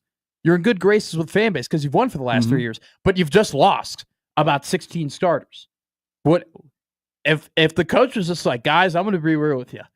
I don't think we're winning 10 games again this year. Like, I think it's going to be a process getting back here. I think then you would go, okay, I got you, coach. Okay. Thank you. But if that guy went, I think we're going to be great. We've never been better. We lost 17 guys, but we're reloaded. We're ready to go. We may never lose again. And then you win 7 games. You're kind of like, you lied to me. You knew that wasn't going to happen. You know? Why did you say that? Why did he get me all excited? I don't know. Do we want in media settings like this 3-week run? Honesty. Or do we want just fluff me? Fluff me up because it's that time of the season. Sure. I'll worry next month. I think but you should mix. Right now, I want my balloon blown up. I don't want to be deflated. I don't want Bill Moose in the hallway going, we might get to 6 and people losing their mind. I wouldn't want every coach, but I would want one coach. I just want one. Just one coach to be like, no, we're going to suck. We're going to be bad this year. No. Oh, no. Can you imagine if a media member asked, hey, Coach Sharp, you guys are coming off of a really good season. You've lost 13 starters, though. Do you feel like you guys have reloaded in the portal and have done a good job in your high school recruiting class? And you just go off and say, no, Jim, we did not reload. We are rebuilding. This is going to be a difficult year for us. What if you heard this phrase? We think we have a really good team, and we think we have a team that people are going to have to deal with this year. Ooh, that's a good I've liked the way that we've worked. We have a great off season, Gary. Great off season. If you see the steps that these guys have taken from when they walked into the locker room in December to where they are now, getting ready for fall ball, I couldn't be more proud of these guys. And I couldn't be more proud of our staff, too, in terms of the work that they've done and how they've been able to grow these guys' bodies. Everybody's locked in. Everybody's on the same page. So, like quotes during media days never come back to bite you unless they stand out. Yeah. That quote was Matt Rule last year in Indy. That's good. It doesn't stand out. But that's, I'll take that in July. Okay. Quiet is good when it's your team. Like, shh. Oh, everything's good. Hey, everything's fine. You have a 4 or 5 hour window to pump up your program. I want all the positivity in the world. I want Barry Odom in Vegas saying, you know what? This is a reclamation project and we are heading in the right direction. And you know what? That train that you see on the field during games, get ready. That train is coming, baby. That train is going from Indianapolis all the way to the Gulf of America. I thought you were going to read, they're going to fear us again. Nebraska needs to be feared. That's a good one. I like that one. Out of all of there are things that Matt Rule has said that, and he's, obviously said a lot of things that have stuck out to me. That has always been one of them. We're going to make Nebraska feared again. I just hope it doesn't end up like Ryan Poles saying, we're going to take the North and we're never going to let go. And then proceeds to lose like 20 straight NFC North divisional games. Okay, going back to the first year, this is what Rule said. We're going to go out and try and win every game. I hope. Wow. Hot take. Breath of fresh air. Fresh off the presses. We're hoping to at least get the over, but we're going to hover right around that push. Mickey Joseph said the same thing in his introductory press conference when he became the interim. I think someone asked about Oklahoma, and he's like, why not win every single game? And then he got blown out. We might win some, we might lose some. I think, though, that quote may have sparked the lady from Wisconsin that asked the question about. You guys took a knee in the end zone after there was a terrible crash. There is more to this quote. I think there's something bigger for us, though, at Nebraska. There was a time when Nebraska football was feared, and we certainly want to get back to that. We want to be a team that you say, you know what, that team's feared. But we're not at that point yet. We're at a point right now where I believe we have to take back the respect of what it means to play Nebraska and be Nebraska. This season for me is all about us, not just earning, but taking back respect and bringing back respect to Nebraska football. Once you earn respect, you can talk about being feared. What if he said that in 2 weeks? That actually would be kind of in line. If you instead of saying it 2 years ago, he says it in 2 weeks. See, I would not like it though if he said, "I believe we're now feared," because I don't think Nebraska football is feared. But I would like it if he said, "We are on the path to being feared." So kind of like that. He says we're taking back respect and bringing back respect to Nebraska football. Once you earn respect, you can talk about being feared. But I don't want him to go on the podium and say, if you talk to a lot of these coaches, they don't want to play us. I've talked to people around like, we're a feared team now. Like they understand what we're building. Like I don't want. We got a great league. We got great teams. Be tough. We're working hard. There though. you go. I'm excited. I'm excited about this team. I really am. To be in the league. It's an honor to be a part of, I love these guys, that's in the front of college football. That's the face of national college football, where we're making the best decisions for college football. We love it, and we love got being the best in this fans. league. It's great. That's love what it I here. want. Questions? You hit it spot on when you say you only really make headlines when you say stuff that are outside the box. Mm-hmm. If you were to go and talk about being feared and proclaimed, "Hey, we are a feared team," that would be outside of the box. But I would like it if he just keeps saying, "Hey, we're heading in the right direction. We're climbing up the mountain. We're doing what we need to do." I'm proud of our guys. Bang. Proud of our staff. Dylan looks great. He's become a leader. Rinse, repeat. We have a lot of young guys who are going to get more snaps and ability to get better. I've learned so much ball from Dana in the short time we've been together. It's so much fun, guys. Being around Coach Eckler, it's really opened my eyes, and it's made me a better coach. I want to suit up. Exactly, because the energy that he brings every single week, it's contagious, and I feel like it's really rubbed off on our guys as well. John Butler is one of the smartest men in football that I know. You guys don't have to go to Vegas now. You got everything you want right there. He's there. one of the smartest people I know. And when you put a guy like this in a situation, there's 2 or 3 potential all-stars. And you put him in this environment, I believe that this defense not only is going to pick up where it left off, I think it could get better. And that's a testament to stay Phil healthy, Snow Matt. too. You're telling me if he that said that, I'd be like, okay. You're telling me that you bring in young freshmen, young secondary, young DBs, and they get to work with Phil Snow? This guy's been in football longer than these guys have been alive. He's forgotten more football than I'll ever know. To have a guy like that in our program, I truly think it'll be the difference. And Terry Braden, the championship experience he has, it's tenfold to what we've had before. And he's won Super Bowls, right? Kids, he walks around with, I tell him all the time, wear your rings, Terry. Terry, wear your rings so people know you're a champion. He's too modest. He's not that always. Done. That was fun. Outside, Media day, everybody. Media day. There you go. Outside of Deshaun Foster's see you at Arrowhead. comment, I'm sure you guys don't know too much about UCLA, our football program, but we're in LA. That's it's us a great and USC. Do you guys remember anything else from last year's Big Ten Media Day? Didn't Isaac Gifford say, "Why not win all of them"? That's usually the goal. I don't remember that one. I think it was either this year or the year before. I think he only went last year. So last year he goes, "Why not all of them?" In terms of how many games they can. We expect to be 17-0 unless you know something I don't. I'm not clowning Isaac Gifford for saying it. I just loved how he said it. He said it in a very meme-y way where you can clip that and you can use that wherever you want. Other than that, no. I think we want to win all of them. I'll check. See, I don't want to put words in anyone's mouth. I can't believe that rule quote. We're going to try and win every game this year. We're going to do our best. Promise. What else are you going to try and do? I know. Like, what else are you going to say? There was another comment that came out of the Big 12 Media Day that caught my eye. It was in Frisco. I don't know if you guys know much about the Metroplex, but I don't. But Frisco is in the Dallas area. It's where the Cowboys are. Okay. Yeah. That would be if Deshaun Foster was explaining where the Big 12 Media Days are. I like that he leaned into it because then he was seen on the practice field wearing that T-shirt. And they actually, UCLA was better. They got better. You look at the talent, like the NFL loved their talent. The NFL also loved the Maryland's talent. But they played a lot better football at the end of the year. And they did. This was before Nebraska a huge favor. This was before they beat Nebraska. Like, they were already trending and playing some pretty good football before that. That's a team that they took LSU to the wire a couple weeks before they beat Nebraska. All right, we'll take a break, come back. We'll wrap up this hour again. We'll talk some basketball, some college football, and some Huskers in the last hour with John Walker, Bill Bender, and Brandon Vogel on 1620 The Zone.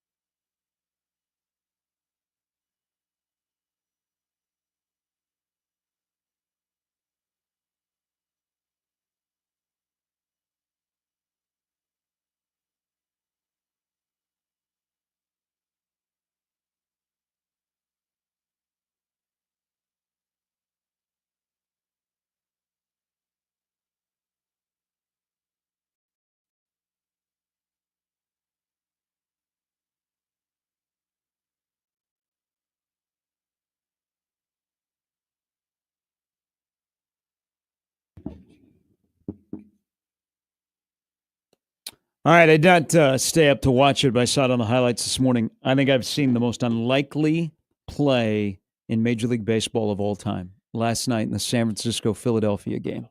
The inside the park home run? Yep.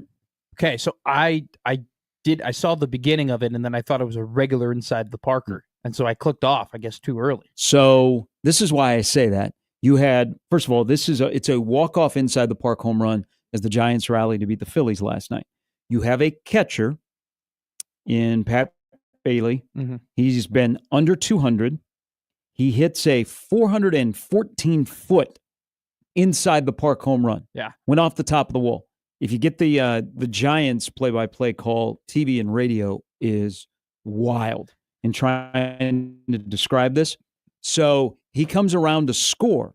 And what adds to this being what I think is the most unlikely play of all time in Major League Baseball is he scores standing up. Yeah. A 414-foot inside the park home run, walk-off. Giants beat the Phillies. It's the first time it's happened in 99 years. But how about this? Yeah. Not very far away in West Sacramento, the A's began their game against the Braves with Butler had an inside the park home run. And then the night ends with Bailey scored standing up. That's crazy. A catcher. Inside the park home run, scored standing up. This ball, the way it hits off of the side of the wall, like the way that the ball is spitting for it to like spit out the way that it did. But the best part of it all, he kind of pimps it. Like he hits it and he looks at the ball for a good like 2 seconds as if like it is a no doubter. And then he takes his 2 seconds and goes, oh shoot. And then he flips it back down and he starts running.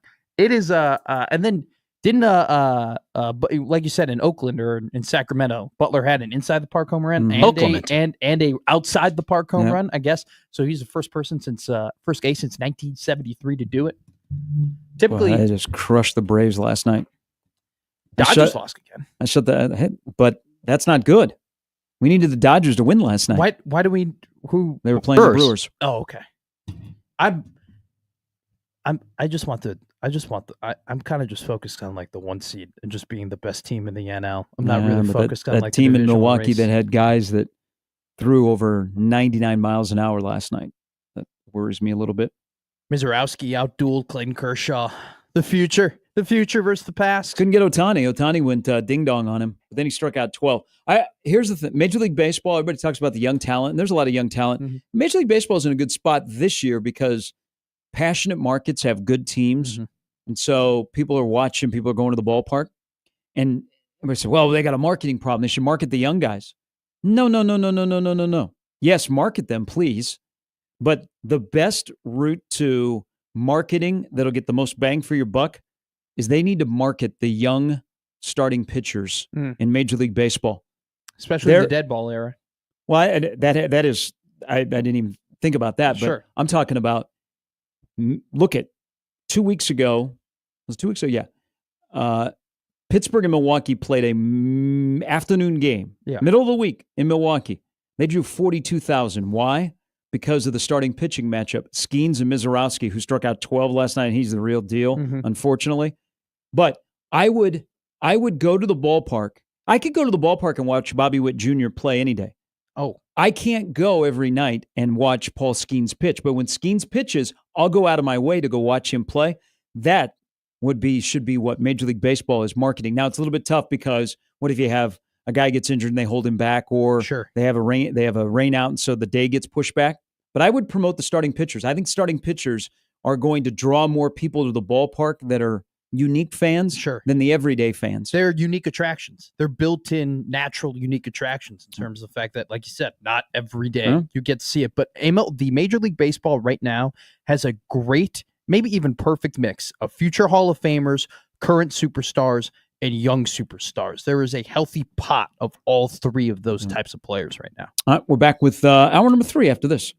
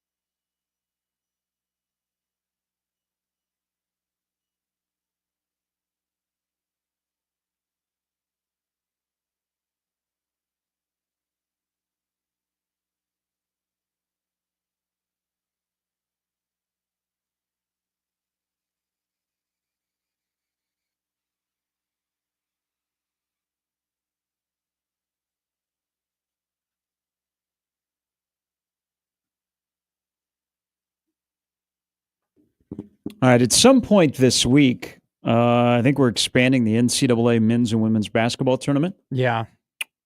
God. Yeah. But like, who's going to stand up to the power?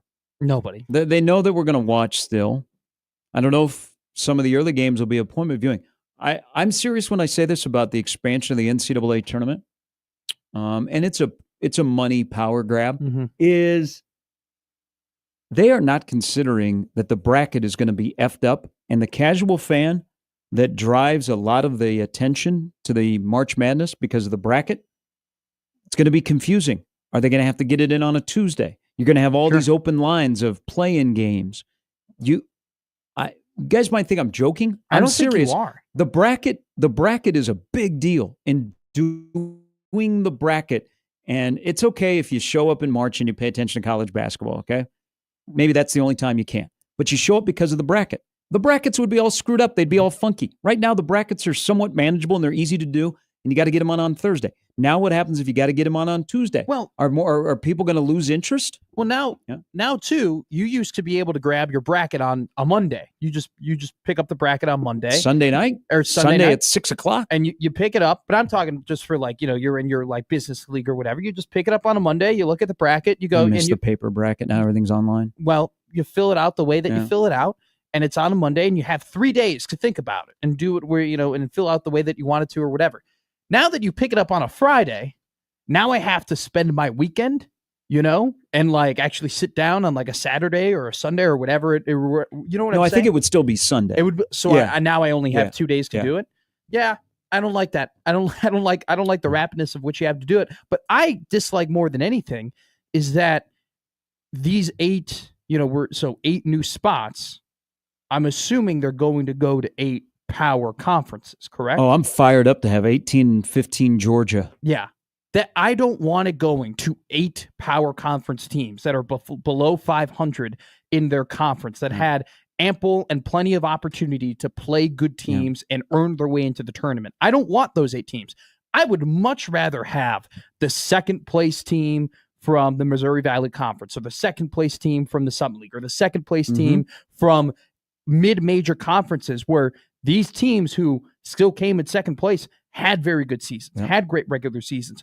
Probably, in my opinion, might have you could argue, like, if they get an upset, it's a much better story than if 16 and 17 Indiana, or 17 and 15 Indiana comes in. That's what I think is the stupidest part.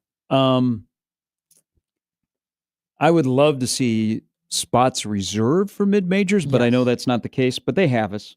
It's going to expand. It's probably going to go to 76 at some point this week. They have us. We'll adjust, and they'll be like, hey, this is for you. And we'll be like, whoa, no. We want to stand up. We're standing up for the fan. Let's go back to 64. And we will watch. But you got to think about the bracketeers. The people that are in your office or in your life that don't follow basketball, but they love the bracket. The bracket's a big deal. Now, Seth Davis, who has been on this train to expand the tournament, he talked to Summit Commissioner Josh Fenton. Okay. Yes, in favor of expanding, assuming the unit values of the basketball performance unit and equal conference funds don't change, hopefully grow, and the bracket structure that currently use remains. Why? 2 reasons. The percentage of Division I participating in the tournament is currently under 20%. D1 membership growth has come without much expansion in the event, and the opportunity to give more student athletes a chance to compete on the stage while showcasing their university college is a good thing. You know what? You know what is a good thing? Is if you are a major program and you get left out of the tournament, it hurts. Yes. Okay? We are now going to reward, you were 4 games under 500 in your conference. It should hurt if you don't make the tournament. But now we'll be at 76. Why are we citing only 20% of the NCAA gets into the tournament? It's supposed to be hard. Playoffs are and we've done this across all sports. Every sport has had some sort of playoff expansion over the last 15 years, whether it be the MLB or the NBA or the NFL, and now we have the NCAA tournament. It should be difficult to get into the playoffs. It should be an honor to get into the playoffs. It should be very hard. And yet we just decide to make it easier. And I know why. I know why we do it. It's because of the money, but it's because of the TV, and it's because interest will still be there. Well, it's because of Greg Sankey. But so with I'm a fan if like let's say St. Thomas and Omaha are going to be the two top teams in the Summit League this year. And St. Thomas is eligible to make the NCAA tournament. Let's say both are worthy to get into the NCAA tournament. I would be for that. If you get the regular season champ and your tournament champ can get in and represent the Summit League. But if you're the Summit League, if you're in the Summit League and that's not the path, I get the hell out of the Summit League. I would love it if the NCAA said, "Hey," where's the Missouri Valley Conference commissioner on this? Let me see their. If the NCAA said, "Hey, if we're going to award bids to 4 conference champions, regular season conference champions who did not win their tournament. We're going to reward the 4 regular season conference champions who have the highest net. We're going to give them the last 4 spots." I would be very happy with that because you get more. That's what Seth Davis is talking about, right? More exposure. Like, does a bubble North Carolina team, does a bubble Indiana team, does a bubble Nebraska team really need more exposure? Mm-hmm. Like, are those brands really going to be elevated because they're in the NCAA tournament? No. It is agreed. Iowa JD says, guys, don't crap on this expansion. It will most likely save Hoiberg's job. People are wondering if expanded tournament Nebraska gets in and wins a game, doesn't have an asterisk next to it. That's what they're saying on the streets.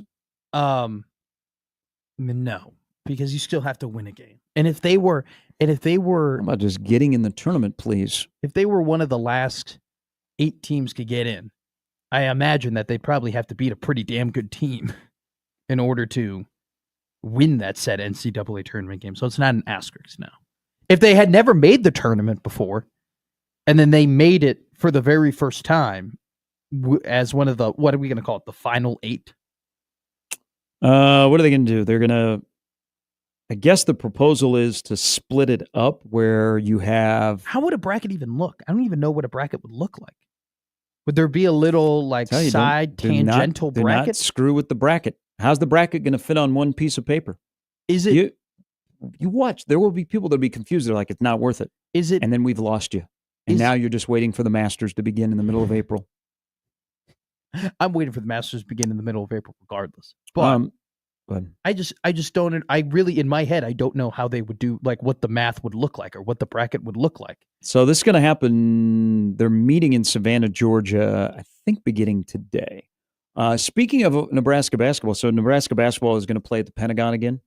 And there are more games that are being announced by the Pentagon in Sioux Falls, which is such a brilliant idea that they came up with this idea to do an old school arena in Sioux Falls, South Dakota, which, not the easiest place to get to for some, but I-29 is the friend of Omaha, Creighton, and Nebraska. I believe that, Omaha, for the time being, they spend a lot of time on I-29 playing in the Summit League, but Nebraska likes going to the Pentagon. Nebraska likes going to Kansas City. Creighton's been to the Pentagon. Creighton's been to Kansas City. I-29 is your friend if you're around here.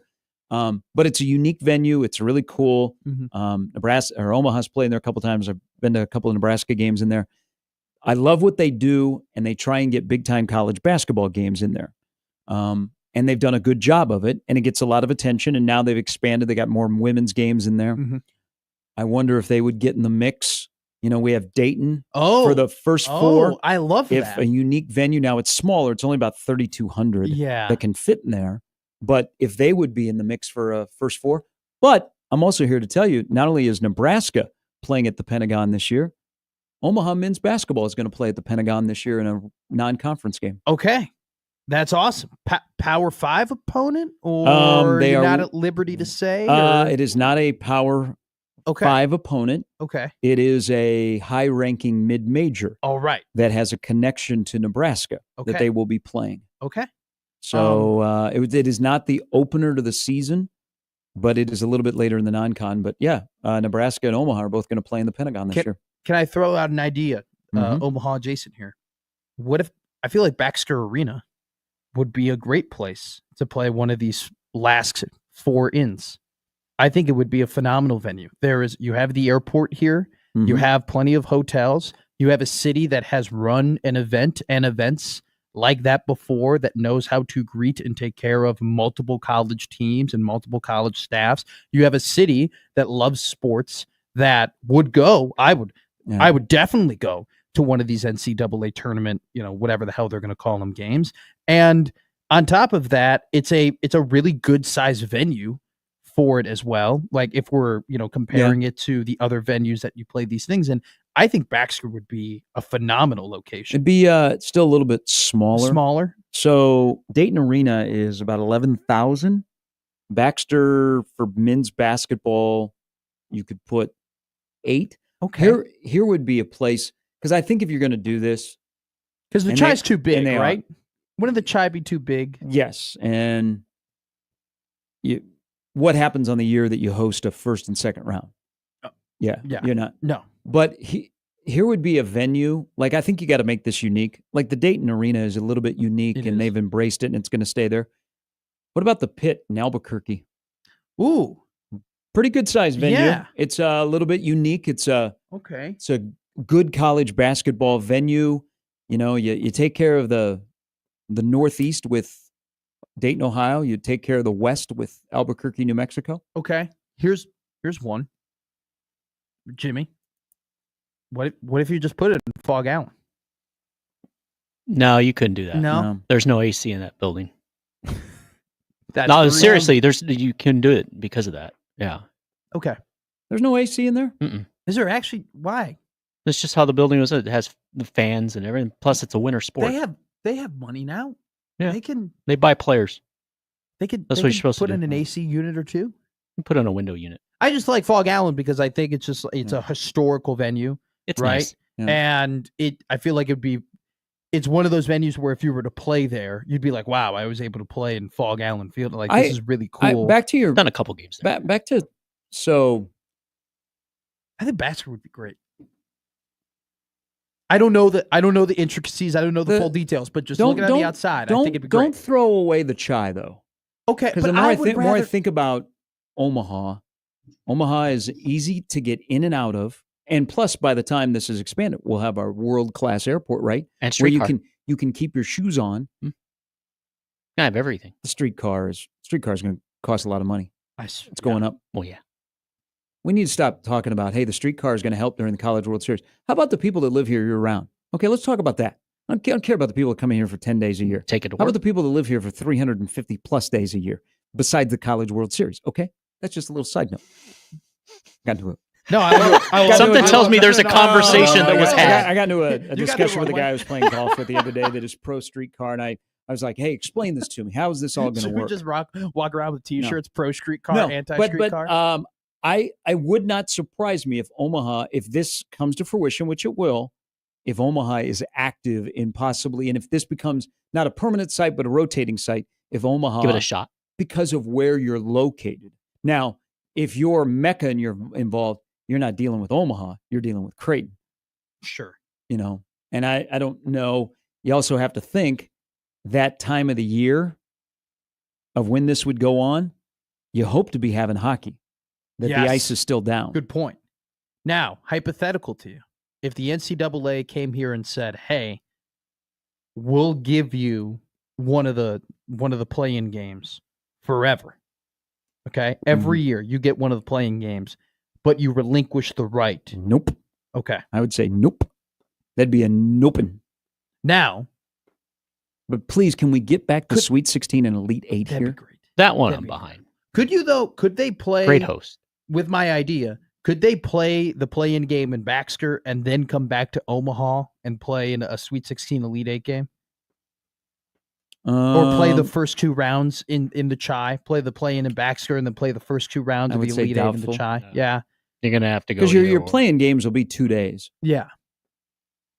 I think I would love to have a play-in game in Omaha once. I think it would be really cool to go to an event like that. And then from that, after the first time, I'd be like, all right, now I want the big boys. Hockey Dad says, will the new airport and the fancy streetcar get us a Frozen 4 downtown? I don't believe the Chi is has set up for hockey anymore. Really? Yep. From just looking at it, I feel like it would be a pretty good hockey arena. It wasn't bad. Yeah. It was okay. It sunk in enough. Yeah, I don't think the people downtown really want to embrace hockey.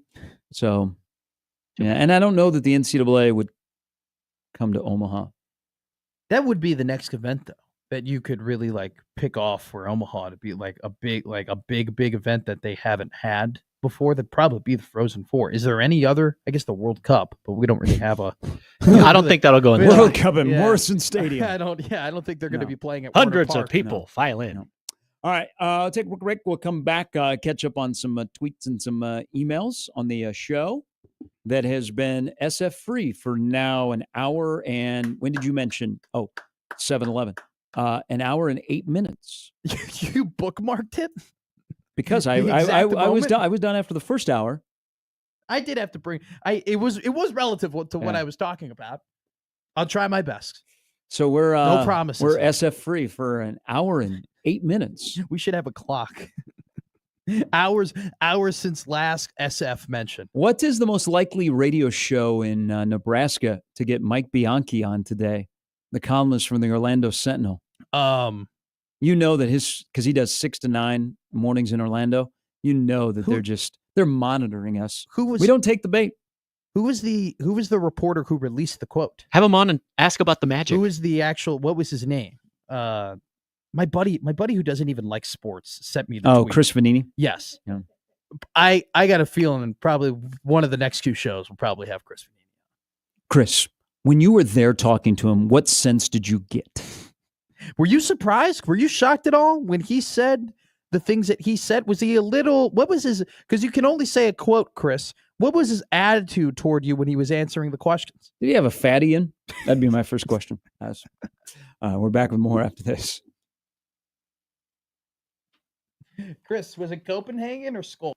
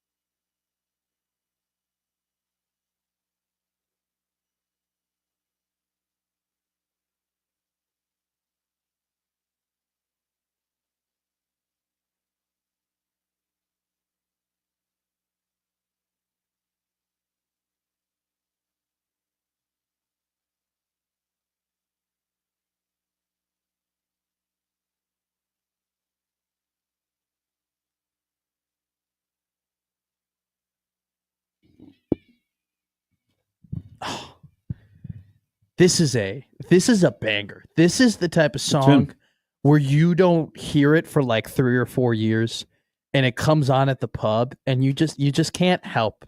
You just can't help but sing. You just can't help but dance. Comes on where? The pub? Or just like, The last time you were at the old watering hole. What a pub. The saloon. Every place has touch tunes now.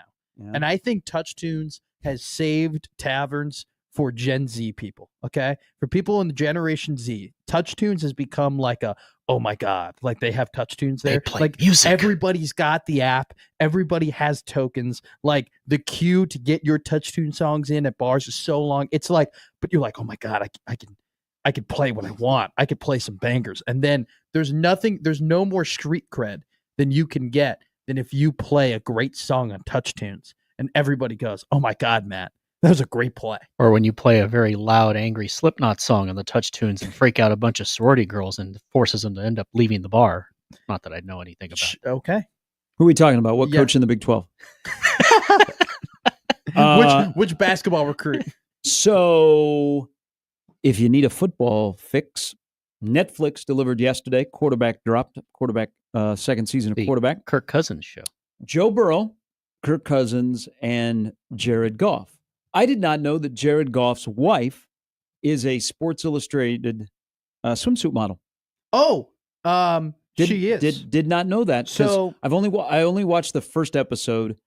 Good. Yeah, they picked three really, really good ones. Oh, good. The thing about it is, I got a little angry though. Why did you get angry? No Mahomes. God. First off, You miss him yeah, go ahead. Do I miss Mahomes? on the show? Brother. I mean, he won. Brother, in about 3+ weeks, he's going to be dealing in St. Joe. There you We're go. back.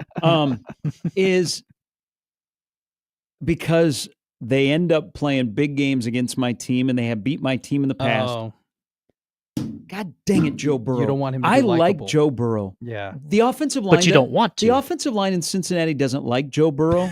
Neither does the defense or the secondary. But I like Joe Burrow. Okay. Oh my God, that was hard for you to say. It's okay. Well, that usually really eked it but, out. But No, it's tough for me I get on it. teams that you play that you don't like to like a player on that team. And I really like Joe Burrow. Mhm. So in the first episode, and this is going to lead me to this question because it includes a Nebraska angle, because everything does, Yeah, why We not? live here. he's mic'd up all year. I mean, the show is great, but he's mic'd up. And one of the games is the Tennessee game in Nashville that they won, but he loses it. Like the offensive line jumped That was offside great. numerous times, and he's just giving it to him. And if you didn't know what the score was, you would think that They lost. Cincinnati lost, but they won. But there's a clip in there where Zach Taylor comes over and is talking to him on the sidelines, and I'm like, God, I like Burrow. But what I was thinking, because this is a big year for Cincinnati, It is. and this is also a big year for Zach Taylor. What happens when the quarterback is more popular than the head coach? It makes it more difficult for the coach to do its job. It definitely does, because you have to walk on eggshells in a way, because Zach Taylor can't necessarily criticize Joe Burrow. Not that he would, or not that he would throw him under the bus or anything. But when Joe Burrow plays as well as he does at the end of the season, it's not Joe Burrow's fault, right? Mhm. The blame will fall more squarely on the shoulders of Zach Taylor than ever before, because not only is Joe Burrow incredible, but Joe Burrow is beloved. And when you're beloved, it's harder to place blame on a guy like that. I think with Zach Taylor, And this might be a different question if you go college compared to the NFL, because you invest in a franchise quarterback, he ain't going I think nowhere. this is That coach is expendable. yeah, I think this is a different, like, it's almost as if it's an NFL exclusive question, because it's almost standard in the NFL that the quarterbacks are more popular than the coaches. Patrick Mahomes is more popular than Andy Reid. Lamar Jackson is more popular than John Harbaugh. Josh Allen's more popular than Sean McDermott. Was Big Ben more popular than Mike Tomlin? Yes. So At now his Mike peak. Tomlin has gone on a run of he is more popular than his quarterback. Yes. And but there's So a that difference. Might, but this might be you might have walked into something here on a test case. Is You're only good if your quarterback is more popular than your head coach. Well, I think we need to take those. Oh, I'm set. We need to take those 5 coaches though, and realize Well, what the difference between. I mean, Jimmy, there was a year that you won 12 games not too long ago. I know. He can't. You can't complain as much as I you can complain. Yes. So, three The of those object's to coaches, win Super Bowls. 3 of those coaches though, have won Super Bowls, right? That I just mentioned: Mhm. Harbaugh, Reed, and Tomlin. And so, it's not necessarily a big problem for them because you have a tremendous amount of respect for Andy Reid. You have a tremendous amount of Mhm. respect for those other 2 coaches because they've accomplished something, because they've reached the top. McDermott and Taylor are in very different circumstances than those 3 guys because they haven't earned that respect. They haven't won a Super Bowl. They can't really say, well, I know what I'm doing too. It's not just on my quarterback. So this year for Zach Taylor, like, They struggle. They struggle out of the gate. He gone. he's gone. He gone. It's easy. It's plain and especially too because they were, in my opinion, the second best team in the AFC at the end of the year last season. Nobody wanted to play him in the playoffs, so they snuck in. Nobody wanted to play them. You said that. Okay. You didn't Hey, want anything to They do with were them. the second best. They team. were dead to me week 1. I was done with them What did they? What happened in week because 1? they were my survivor pick. Oh, that's Oh, And right. they got beat 16-10 by against New New England, wearing those god awful all orange I jerseys. called it. Hated you that day, Joe Burrow. My second But greatest. God, now I like you. Second greatest bet of all time is my New England money line week 1. But that like with Zach Taylor, it's so important. Like, it's not just like important for him to win games or whatever. It is so important for him to win a Super Bowl because it will secure his job for he will have his job for so many more years because he just has Joe Burrow and he Mhm. has that Super Bowl, and you can trust him to win it, and you can trust that the Bengals are always going to be competitive because Burrow is so good at being quarterback, and he proved that last So year. let's do a college thing here because this will be an interesting year for Nebraska. Maybe. Yeah. With the quarterback and the head coach, and you're always attached. Whose honeymoon lasts longer, Dylan Raiola or Matt Rule? Matt Rule. Mm-hmm. Matt Yeah, Rule. I'd go Rule. Usually it's the coach in college. Matt Rule. Because Was Adrian Martinez more popular than his head coach? It doesn't count because I didn't say his name. no, he wasn't. Because I think people talked about talked about his coach way more on a national Of Scottish scale. descent. There you go. Like Yes. we 8:33. Started over. I You just said didn't- Scott. He said Scott. We didn't. Does that still He count? said Scott. You should have just said Scotland. He said Scottish. Just say his head coach. His head coach was you talked about way more. Like, they start talked the about his counter head again. coach on game day. They talked about his head coach like on podcasts and college football shows and whatnot. Adrian Martinez was just, the very good quarterback that they have at Nebraska. He wasn't like a national, like, oh my God, he's a threat every game. You got to if you followed the Big Ten, you knew that Adrian Martinez was a good quarterback. But Well, you know who his coach was. I don't think anyone in the ACC was like, holy crap, we need to go and get that. I just don't think he got the national attention that Scott did. I think Dylan has an immense opportunity to be more popular than Matt Rule does. But I think that Matt Rule has way more of a thicker sheet of ice under him. Because he could say, if Dylan doesn't have a very good year, he could say, you know what, we gave him all the pieces. We hired the offensive coordinator he wanted. Bang. We went and got him wide receivers. What else did you want me to do? That's a Dylan thing. Hey, look it. We got a guy coming in 27. Best quarterback I've ever recruited. You want a cliche? Yeah. Sometimes it doesn't work out. Sometimes we think that something's great for us, and it just turns out not being that great for us. Unfortunately, that happened, but we're going to move on, and we're excited about the future of this team and this quarterback room. Here is Alan says on Twitter, Gary Sharp 6020. Jimmy, I'll need a ruling after I read this tweet. Okay. If we have to restart the clock. Scottish boy wasn't more popular than T.O. Checkmate UCF Judas. I didn't. Okay. I wouldn't know who he's talking All right, about. Now we're up to 2 minutes. One other thing on Burrow. But he didn't say the name. No. We got 2 minutes. We're working. So we started the clock again. Do you think it was a bad look for Taylor, that clip? No. I don't think it was either. No. I think there were people who thought it was a bad clip. I think Zach Taylor actually looked pretty good in it because he was willing to stand up to his quarterback and say, hey, I'm still going to compliment us on the win, and I'm still going to carry this momentum. I don't know they stood up to him. I think he was like, hey, I understand your frustration. Sure. I think they have a really good relationship. Yeah. But the clock is ticking on Burrow because whenever I look at Joe Burrow, and God, that hair, and then he was searching for bags. I mean, he's kind of like Raiola. Okay, they got to have a satchel. Men have to have satchels. They have to be walking, Joe was cool. walking by themselves in Beverly Hills like he was spotted the other day. Joe is really cool. Dylan's got a big tattoo. He's cool. I don't think. Isn't Dylan cool? I don't think Dylan's cool. Okay. Oh, there's a poll question. I don't. I think Dylan. Dylan is who he is. I'm not making fun of him. Okay. I'm not disparaging you. He might buy the Batmobile that Joe Burrow said no to because his house got broken into. That's part of they. That's so cool. They go through like when his house got broken into. But Burrow in this, Olivia Ponton like Burrow makes you really, really like him, even though he can be a little bit quirky. Oh yeah, because he's got the hair. But I'm thinking about this, and speaking of the hair, what if Joe Burrow is this generation's Dan Marino? A great quarterback, great hair, very likable, got to a Super Bowl early in his career. You thought many more. Never got back. What if Joe Burrow is this generation's Dan Marino? One of the best quarterbacks. Terrific actor. Should have won an Oscar for Ace Ventura. I don't think there's anything wrong with that. No, I'm not saying there's anything wrong, but I'm saying that, would you see that comp? I see the comp 1,000,000%. Yeah. But Joe Burrow. My question is that we say that about Joe Burrow, yet I think more people think highly of Josh Allen compared to Joe Burrow. But I would make the argument that if we're just looking at the totality in terms of the statistics, the playoff wins, what you've accomplished, and then what you've had to do it through, like what you've had to go through, I would say Joe Burrow over Josh Allen.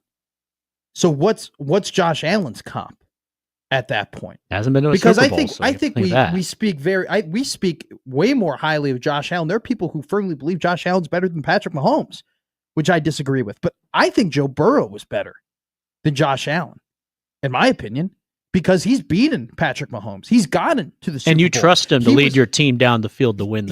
Yes, and he at least with Joe, I'm like Josh Allen has gotten way more opportunities to go to the Super Bowl, way more opportunities to win the Super Bowl, has had better teams, has had better offensive lines, hasn't had to go through the injury struggles. Had the Chiefs at home. Yes.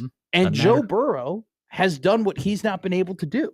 So I think it a little bit has to do with the inconsistency of the Bengals. Yes, 1,000,000%. And you got to remember, Burrow missed a good majority of 2 years ago with an injury. And while that was going on, Lamar Jackson and Josh Allen were doing things. Yeah. I think the Bengals, definitely from a roster construction standpoint, have failed Joe Burrow over his career. Yet, I think I say that a lot of people agree with it, yet he's still been to a Super Bowl. Josh Allen, how about the comparison right now? Different style, not the style they're playing before. Like they're Dan Fouts. Great quarterback, put up lots of numbers. People like to watch him. Never got to a Super Bowl. But he was... See, that's the problem. And I feel like I'm forgetting someone. I'm trying to think of another comp so far. How many quarterbacks? How did they ever draft? Why did they draft Keon Coleman? That was such a bad draft pick by the Bills. Whoa! He's in his second year. He was fine last year. Boy, you're a Bears fan. You don't know yet. We don't know yet. I have him on my fantasy football team. I would like him. You're trying to manifest. I would like him to be better. I don't think you could really make a comp for Josh Allen, because I don't know too many quarterbacks who have been that good who haven't been to a Super Bowl or who hasn't won a Super Bowl. Fouts went to 2 conference championships. Allen's been to more, I believe. So I'm trying to think who else would be Is there a quarterback at the level of Josh Allen who hasn't been able to get to a Super Bowl at that point in their career? Every guy that you could think of has either won one or has been to one. So Burrow has been under way more stress, way worse circumstances, and has beaten the guy that nobody else can beat. Somebody suggested Warren Moon. Oh, that's a good one. That's a really good one. Love Warren Moon. That's how good your quarterback is, though, because Joe Burrow's Mahomes and Brady, yes, they are very similar. Your quarterback is so great that the greatest accomplishment of the next quarterback is the fact that he beat him. Yes, and I'll throw this in. So look at how many quarterbacks either in the NFL or in the AFC were good during the Brady run that couldn't break through because of Brady. Sure. And what happens if Lamar, Josh, and Joe don't win a Super Bowl because Mahomes was in the way. They're Well- still great well, quarterbacks. They're going to Canton. Please forgive me. That I sounds like disagree Jordan with you. denying I a bunch of disagree with you dudes. though, because Peyton Manning was able to get to the Super Bowl and win Super Bowls. Ben Roethlisberger was able to get to Super Bowl, win Super Bowls. Eli Manning won 2 Super Bowls by beating Tom Brady. Never lost to Brady. But how many more would they have won if Brady was not there? But way more. But what I'm saying to you, what is even more impressive about your quarterback God, you love the Chiefs. is Jake nobody's Delhomme been, would be a nobody's champion. Are you looking to even- go to a game with me? Nobody. I would love to go to a game That would be with good. you if you were to invite Content. me. Yeah. But like nobody has eaten on Pat Mahomes' watch, and the only guy who has, we go, well, that's his greatest accomplishment, and he beat him once, and he beat him one time. And the kicker was the hero. There's another part of the quarterback. So Burrow is sitting down with his mom and dad, and of course, most people around here know Jimmy. They start talking about recruiting, and no. I was just You were waiting. I was waiting for Nebraska to come up, Yeah. but it goes. He talks about the first offer he got was from Ohio. Coach Solich with his dad, Sure. who was working under Coach Solich in Athens. I was like, Were you you know pins what? and needles? Hey, and I'm watching this last night, so I'm like, it's already been one of those days. They're going to talk about Nebraska, aren't they? Say it. They didn't. There was no mention of Nebraska. I'm excited. I haven't watched it yet. I'm excited to watch it. I just watched all the Burrow clips on Twitter, but like it just You'll feel for Kirk Cousins. I know, but I then you know. shouldn't because he threw 16 interceptions. Made good money. Real quick though, Jared Goff, like the Dan Campbell stuff. great. Man, yeah. Your opinion probably will change a little bit on Jared Goff. See, I don't want. That's my problem too. You don't want your rival to be likable. I don't want my rival to be likable. I don't like the Lions. I See, will you never- can still hate him, I don't. but enjoy Now, watching him. Kristen Harper, Jared Goff's wife, supermodel. I just want to give her a ton of credit. She was very accomplished before she ended up marrying Jared Goff. I know that we are in the day and age where some models, get elevated by their husbands and kind of take that to the top. She has accomplished a lot on her own. So I just want to throw that out there. I didn't know what she did, and they just gotten married when they started filming this. And they were talking about his first year in Detroit when they started 0-10-1. Yeah, the viral video. And they beat the Vikings on a last-second play. Yeah. That was the only game that year in Detroit that she didn't go to because she was shooting. Yeah. And I'm like, shooting? And then they show her going through her Sports Illustrated photo shoot and watching the final play That video in real time. gained her like hundreds of thousands of followers and like helped him too because people are like, good for Jared Goff. We have breaking news from Nebraska football when we come back. That just popped up. We'll tell you about that in a moment on 1620 The Zone.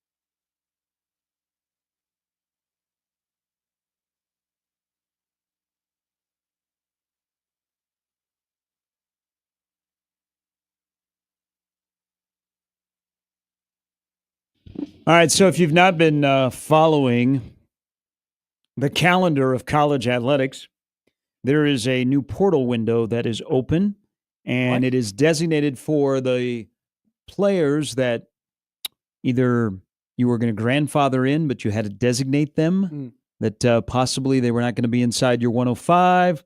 Nebraska has a player in the portal. Jaden Doss has entered the portal. The wide receiver, defensive back, wide receiver, who hasn't played much at Nebraska. I think that maybe he was not identified as being in the 105, so he would have been on the outside but grandfathered in, and he is transferring. He is in the portal. I don't know where you would go at this point. Neither would I. But that's the window that is open, I think, until the end of the month. If you are, and you may, I don't know the answer to this question, and I don't know who really would know the answer to this question, but okay, so you get grandfathered in, right? If you're outside the 105. Whatever the tag is now, I don't know, there's a 3-letter thing. Designated player or designated something like that. I think Adrian Dowell said something about that when we had him on. But so he's grandfathered in, and now he's in the portal. Now, is he grandfathered into Nebraska's roster, or are you grandfathered into everyone's roster? That's I don't know. That's a good question. Because I took it as you can grandfather your guys in, but you can't add more guys, which means that when you technically have to be under 105 to then add another guy. Now, I don't know. Not everybody will be at 105, so there's probably a place or two out there. He's from Kansas City, so I don't know. Yeah. As he dropped down to the FCS level, but Jaden Doss is in the portal. 2 years at Nebraska, played very sparingly, handful of games. Yeah. He was buried kind of on both depth charts, whether it be defensive back or wide receiver. I don't think he really would have been top 6 on either. And that's just top 6. That's not even saying contributing or anything like that.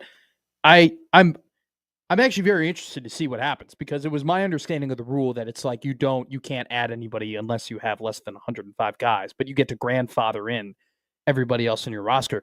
I hope that he's not getting bad advice and he's got something set up, because not everybody has 105. You got to remember, there are a lot of schools that they didn't even max out their 85 scholarships.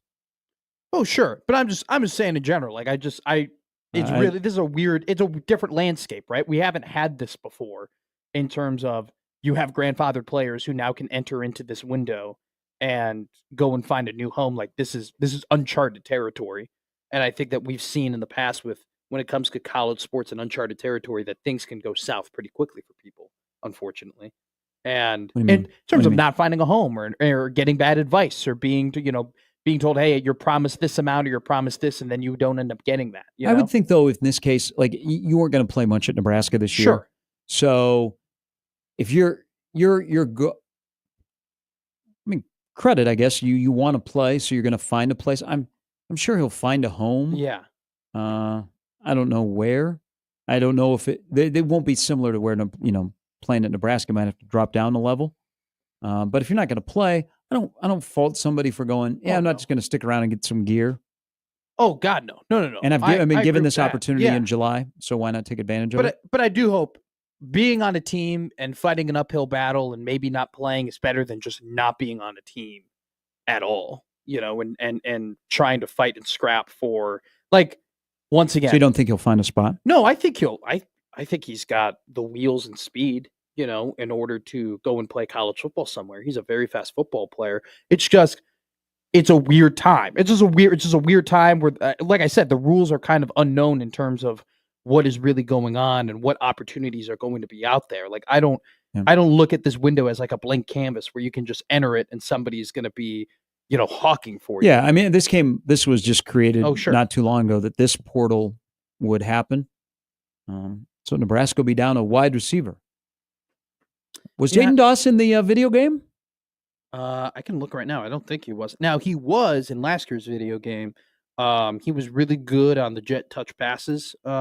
But you would have to get your own video game scout. You would have to get your own. You would have to make your own formation to get him in the slot in that proper 2x2 circle. So you can run that. Circle. You can run that jet pass. Now, the best guy to run that jet touch pass with was for sure Malachi Coleman, who is, I stand firmly on it. Malachi Coleman, EA 25, one of the best video game characters I've ever played with. Freaky.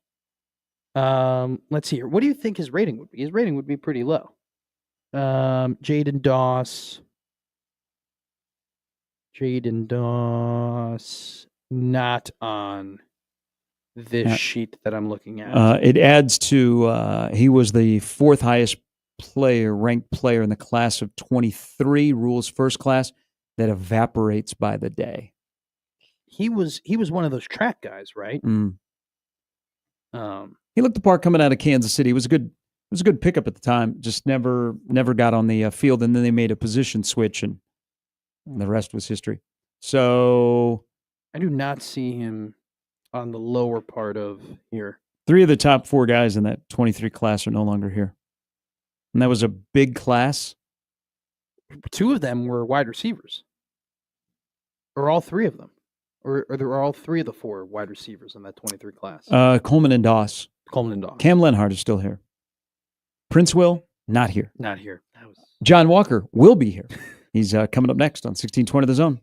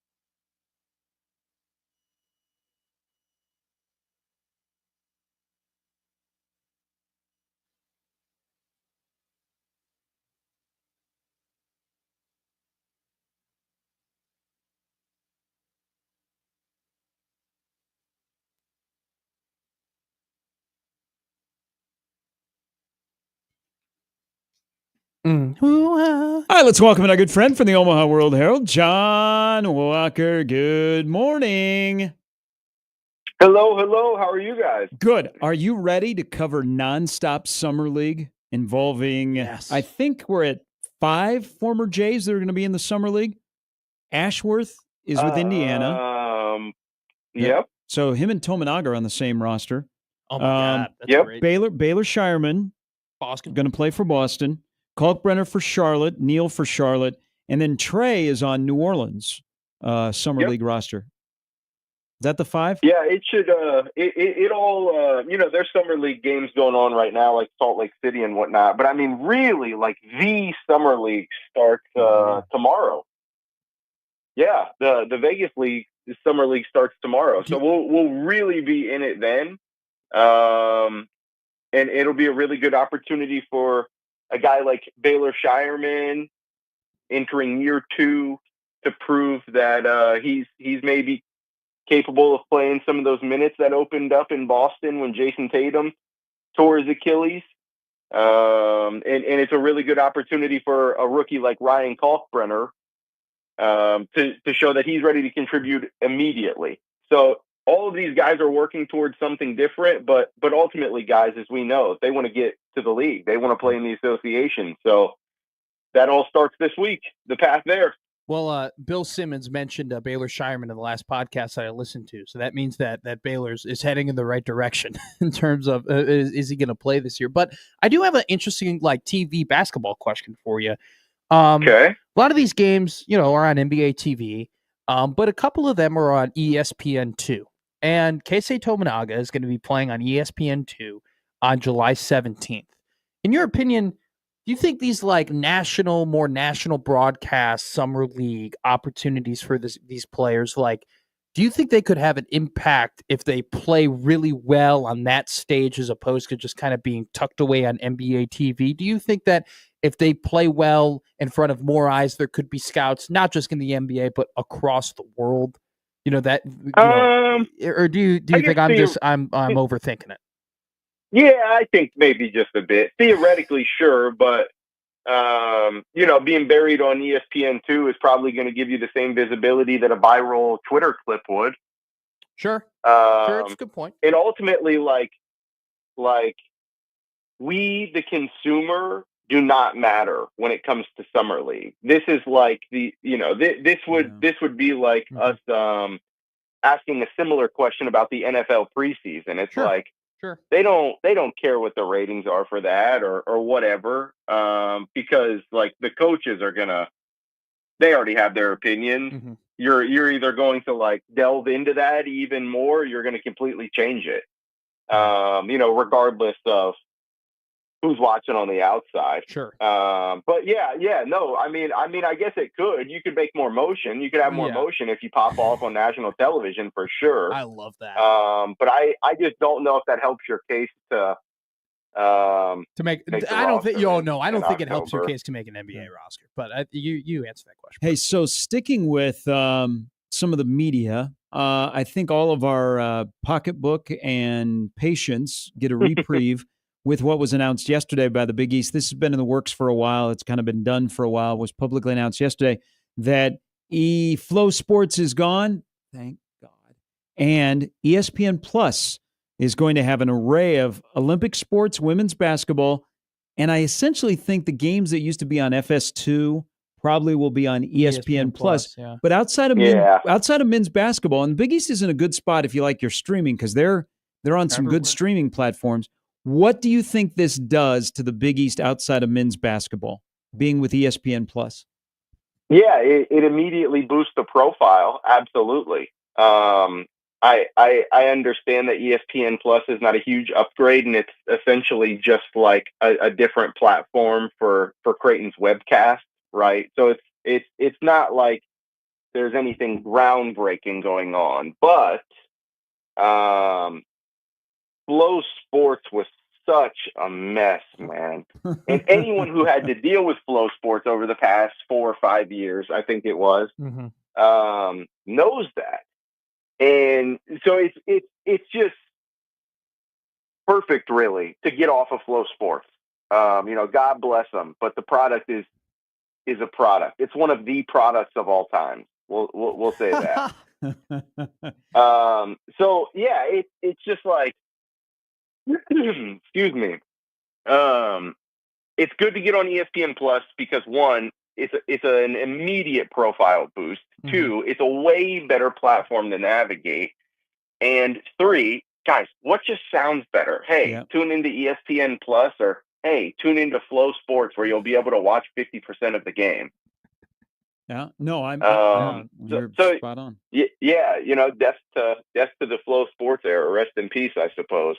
Does this help? It's a conference that is a really, really good men's basketball conference. It's got big names, brands, and big-time coaches. Creighton can't carry the water for the league in the middle of the country in a conference that's called the Big East. A lot of it's focused on stores and in New York City. But we know that Fox is a good partner, and Fox likes Big East basketball. Does this help them at all with the conversation on ESPN about Big East basketball? Yeah, probably down the road. If anything, it opens the door, and that's like in the very least, right? Because now you have a working partnership. Again, I should say. So yeah, I absolutely think so. Because the relationship was there previously, many years ago at this point, obviously, and it seems like this is a way for both to kind of dip their toe back in the water of the same pool. And so I'd love to see it. I would love to see it. Fox is obviously good to the Big East, has been good to the Big East, but there is just something different about tuning in to ESPN to watch college basketball. Like Kemba hit the step back on ESPN, didn't he? Yes. Yeah, that's what I'm saying. Like, Mismatch. like you think obviously that it's different over the last decade, 15 years because of so much realignment and network deals and whatnot. And obviously the NCAA tournament is not on ESPN, but some of the better moments in college basketball have happened on ESPN. Yeah. And you could obviously say that about Fox and CBS too. I understand that. But it's ESPN, man. Yeah. So yeah, it seems like that door is open for that partnership to be fully renewed down the road, maybe. But I'm glad it is in its current capacity for the short term. So, do you think that if we added 8 more teams to the field of 68 since the beginning of the field of 68, that any of the national champions would have been different? No, not a one. You get where I'm going. Because really, like, there's only like 2 teams that I can possibly think that would have affected are the 2 16-1 upsets. Sure. Because you play to get on those lines, right? Yeah. Like you play your way into a 16 seed. Sure. So I know the bracket would look a little different. So I don't know exactly how it would look, but yeah, I mean, maybe if there's 4 more teams, then Purdue doesn't get FDU and Virginia doesn't get UMBC. Who knows? So my follow-up to that is, what do you think will stop them from adding more teams? Like, why? Like is there do you see Nothing. a barrier? Yeah. Okay. I think that's where we're headed. I just absolutely do. It's been in talks long enough, and it seems like that's the momentum, right? Because again, if you can air more games, that means you can sell more commercials, and that means that more schools. The pitch on the school side is that more schools get to participate in the postseason, which, might I remind everyone, is not a participation trophy. So I understand it, but it's not like we're adding 4 more spots to get the bubble mid-major in. No. We're adding 4 more spots so that you can get an extra SEC team in, and I don't know, 2 Big 12 teams And a like, Big 10 team. That's what we're doing here. We're not doing it for the people it should affect. We're doing it for the people that want to be affected by it, and that is the problem. John Walker, the World Herald, joining us. Let's talk about the current team that is going through summer workouts and bits and pieces. You see videos and you see Fedor back there working out with the team. Owen Freeman dinged up a little bit. Going to be good for the start of the season, but he's at a position where you go, okay, he's going to play the 5, and then when he needs a little breather, who would play the 5, you think? How do you think the depth behind him will look like, or what they will try and do to navigate for the minutes that Owen Freeman's not on the floor? Yeah, it's going to be really interesting. I think it's probably the most interesting decision around this team this year, because we know that the backcourt's interchangeable. So I don't think there's going to be a problem there. You can do a bunch of things on the wings. So I don't think that's going to be a problem. The problem there will be figuring out who it's going to be, not if you have someone. And that's the question that Creighton's going to have to answer when it comes to the minutes behind Owen Freeman. First of all, that's the question that Creighton has had to answer even with Owen Freeman, because you're replacing Ryan Kalkbrenner. And that's not me saying Owen Freeman's not capable of that, obviously. But the fact of the matter is, we don't know what center is going to look like entering next season. We know it'll be Owen Freeman, sure. But what does that look like after 4 years of Ryan Kalkbrenner starting at the 5? That's one of the biggest questions entering next season. We all knew that. So then it becomes, what do you do for the minutes that he's not on the floor? It's hard to tell at this point if Aleksa Dimitrijevic, the Serbian 7-footer, is going to be ready, simply because he hasn't been on campus yet, guys. He's been playing with Serbia in the U19 World Cup. He should be on campus soon. They're done now. I think they got done last week. Obviously, there's a lot of travel involved there to get from Serbia to Omaha. So I think he'll be on campus soon. But you have to ask, what do you have there? They don't know yet, it seems like. And then it seems like the only you'd have a few options if you want to run a small ball lineup. You would like Jason Green could play the 5. Obviously, he could defend most centers. Isaac Trout has experience at small ball 5. Obviously, he went through a bit of body composition last off season to shed a bunch of weight that he put on at Virginia. So would it be wise to slide him back to the 5? Maybe. Who knows? But he has experience doing that. And then the really interesting piece, guys, is 6'10" Jackson McAndrew. I know that he's not the biggest body. He's put on a little bit of weight this offseason, but I know he's not the biggest body. But he obviously has a knack for rebounding and showed a willingness to do that last year.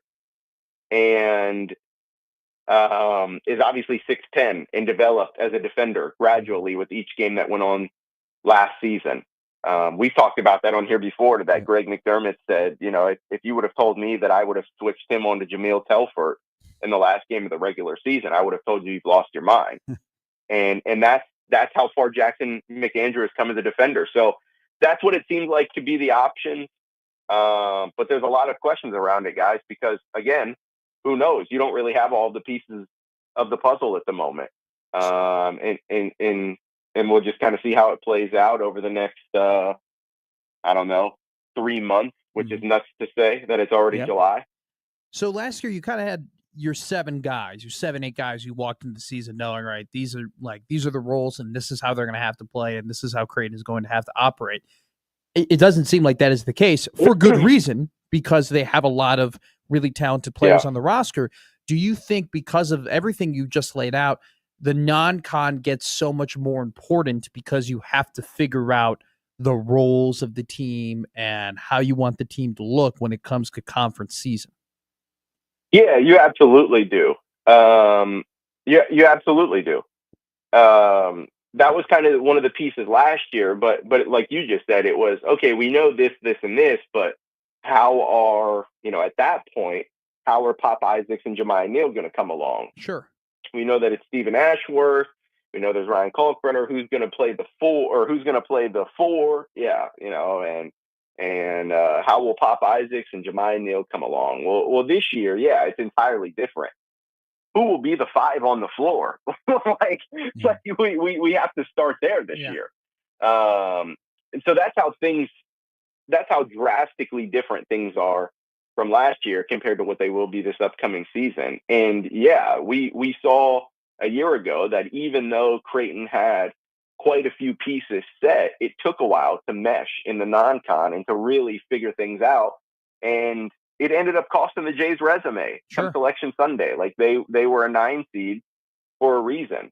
The Big East was weaker, obviously. And I understand that Creighton obviously, maybe to a degree, overperformed in the Big East compared to how last season started. I don't know. Either way, as well as Creighton did in the Big East last year, it was a weaker league. And your resume is encompassed by the full season. Supposed to be anyways. And Creighton did not perform well in non-con last year, aside from the win over Kansas, really. Mm-hmm. So that just, if you need to see how important the non-conference schedule will be for a team like this, go look at last year's squad. Sure. And then amplify that by a handful because of so many uncertainties entering this upcoming season. Great point. As always, my friend, great conversation. We enjoy it. Look forward to your observations of a Summer League when we talk next week. Thanks, guys. That's John Walker. Good stuff. The Omaha World Herald. He just did a recent mailbag where he answered a couple of those questions, but he talked about the starting 5. So we've got Summer League basketball in Vegas beginning tomorrow night. You see Bryce Williams is wearing 38? Ugh. Whoa. Ugh. No, thank you. That's like wearing 40. It's a good running back number. That's like, no, it's, it's fine. It's a fine running back number. It's like wearing 47 at the NHL, like when you, like NHL preseason. Any guy wearing a 40 number, and like, you're like, oh, he ain't making the team. Look at Bissonnette, number 49. He ain't going to be here at the beginning of the regular season. 38's tough. Is there you have a favorite NBA 38? No. I don't know anybody who's ever worn 38 in the NBA. Rain Man? I'm going to have to go no as well. Yeah. That's and crazy. I've seen a lot of NBA. I was about to say. I've seen a lot of dudes, and I don't remember a 38. San Antonio Spur. Yeah. Maybe during preseason. Hey, TV ratings for the NBA Summer League in this town will be really good. There's a lot of local interest. Tominaga and Ashworth playing on the same team. Yeah. It's NBA Summer League. But Kalkbrenner is one of the more popular players. Casey is playing. What the hell else are you going to watch? Yeah, no, I think it'll be extreme. Look at the ticket prices for tomorrow night. I'm just saying, just in general, like it's NBA Summer. I get like maybe relative to what it's been in the past, for sure. There are going to be way more people now watching NBA Summer League in Omaha. Well, than it's just there ever has it's been. nice to like. Okay, you'll watch New Orleans because you want to see. Okay, what does Trey look like? But oh, by the way, Hunter Dickinson is on the Pelicans Summer League roster. I forgot about him. I mean, he didn't get drafted, did he? He didn't. No, he did not. He did a LinkedIn NIL deal, which was genius. Yes, genius. One of the greatest NIL deals ever. I don't judge. It's there for my entertainment. I like to watch Summer League basketball. Shout out LinkedIn if you know you know. I don't bet on it. I don't do any of that stuff. I just like, and it's nice to have some recognizable players that are on rosters. I will watch July 17th, ESPN2, Keisei Tominaga. I will watch that, and I will hope that he gets plenty of playing time. If I'm scrolling through and all of a sudden there's a Pistons game on, I will be like, okay, I will wait until Bryce Williams pops up on my screen, and then I will watch him for 5 minutes. Oh, and then you'll watch Bronny, and then you'll have to watch every time Flag is on the floor. Can I be honest with you? I watched Summer League pretty consistently, like 2013, 2014, whatever. And then Lonzo came, and that whole thing happened, and I was like, oh my God, Lonzo Ball is going to be incredible in the NBA. And then I was burned a little bit from that I don't want to fall in love with players yet before they're officially in the association. Ticket price to go see Bronny and Flag tomorrow night is more expensive than the average ticket price for game 1 of the NBA Finals. Vegas, baby. Who wants to go to Oklahoma? The NBA has done much is it? $650 compared to $547. I know, but the NBA got what they wanted with the Vegas Summer League. Wrong with people? Vegas is better than Oklahoma City. Wrong with people? It's Bronny, man. Last night he was playing in San Francisco before about 8 people. What are you, Rich Paul's rep? It's Bronny? It's Cooper. It's not Bronny. I don't want Dad to come at me. You don't want Adele. I don't want that smoke. You don't want Adele to get mad at you. No, because also 15 years ago, yesterday, I was at a sports bar in Bonita Springs, Florida, going, "Come on, LeBron! Come on, LeBron! Yes!" Screw you. Not one, not two, not three. I got called. I got two. I got called that day. It was 2:30. My dad goes, "Hey, he's not coming to Chicago," and I cried. Never come to Chicago. He was coming to Chicago. How old were you? He was trending. I was 6 years old. No one's going to Chicago unless they're coming to play on the north side and help us win a World Series. We will talk to Bill Bender of the Sporting News. College football, y'all, next.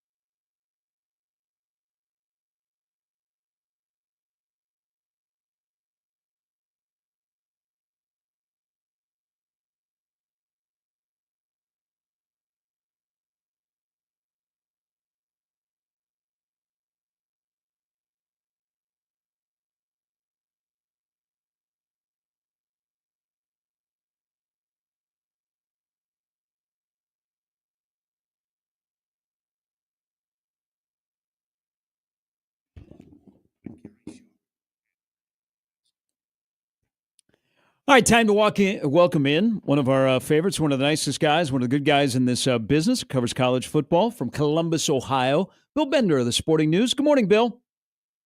Hey, good morning. Thanks for having me on. Hey, it is always great to have you back on. That means we're getting closer to the season or we're in season. I have to ask you a question, though, because I watch you pretty regularly when you are with Bobby Carpenter.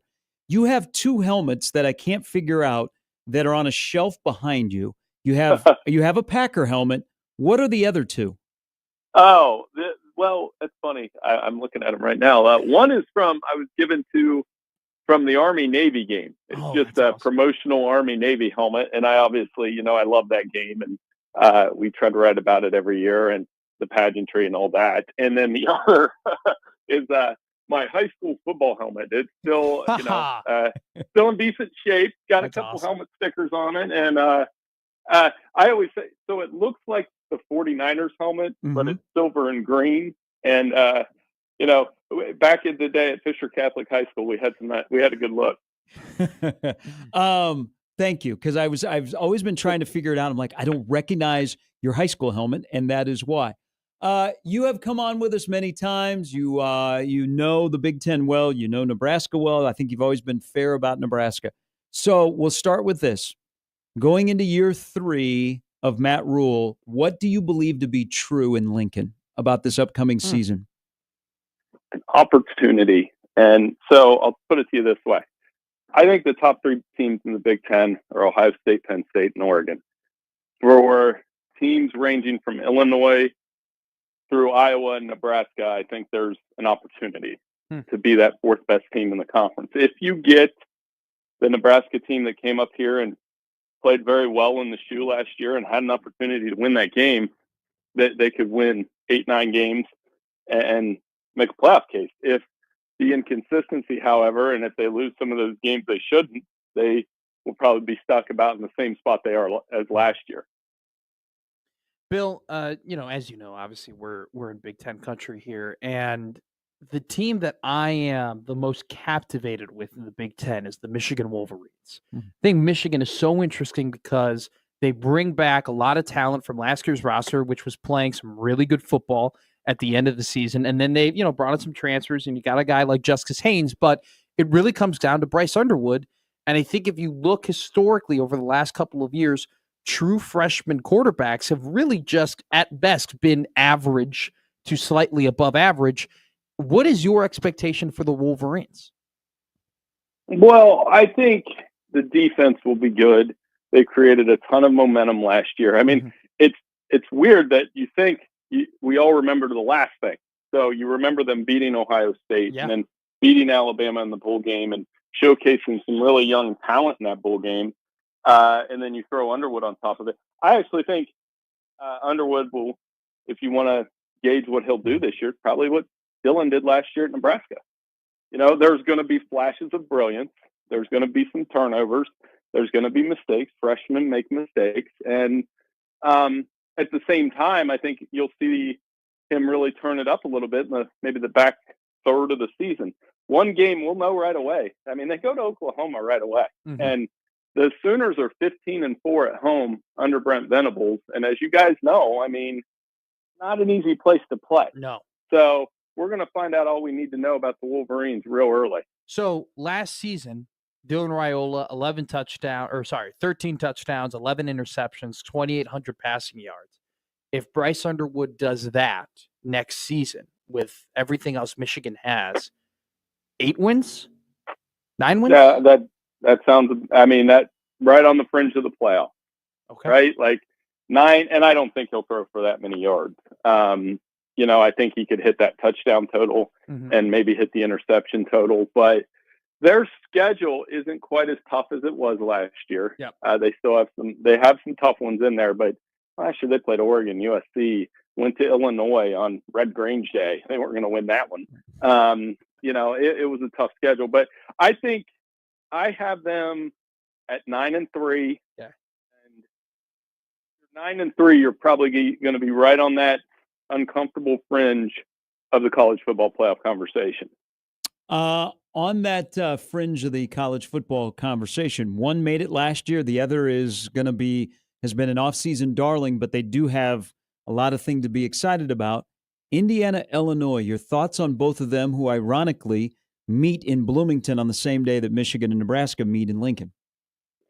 So I guess I could put it this way. They're going to meet for the right to be this year's Indiana, right? Like you've heard, I'm sure you guys have heard that Illinois is this year's Indiana, and they have a lot coming back. And what a game that was with Nebraska early in the season last year. Yeah. That was one of those games we're talking about. Mm-hmm.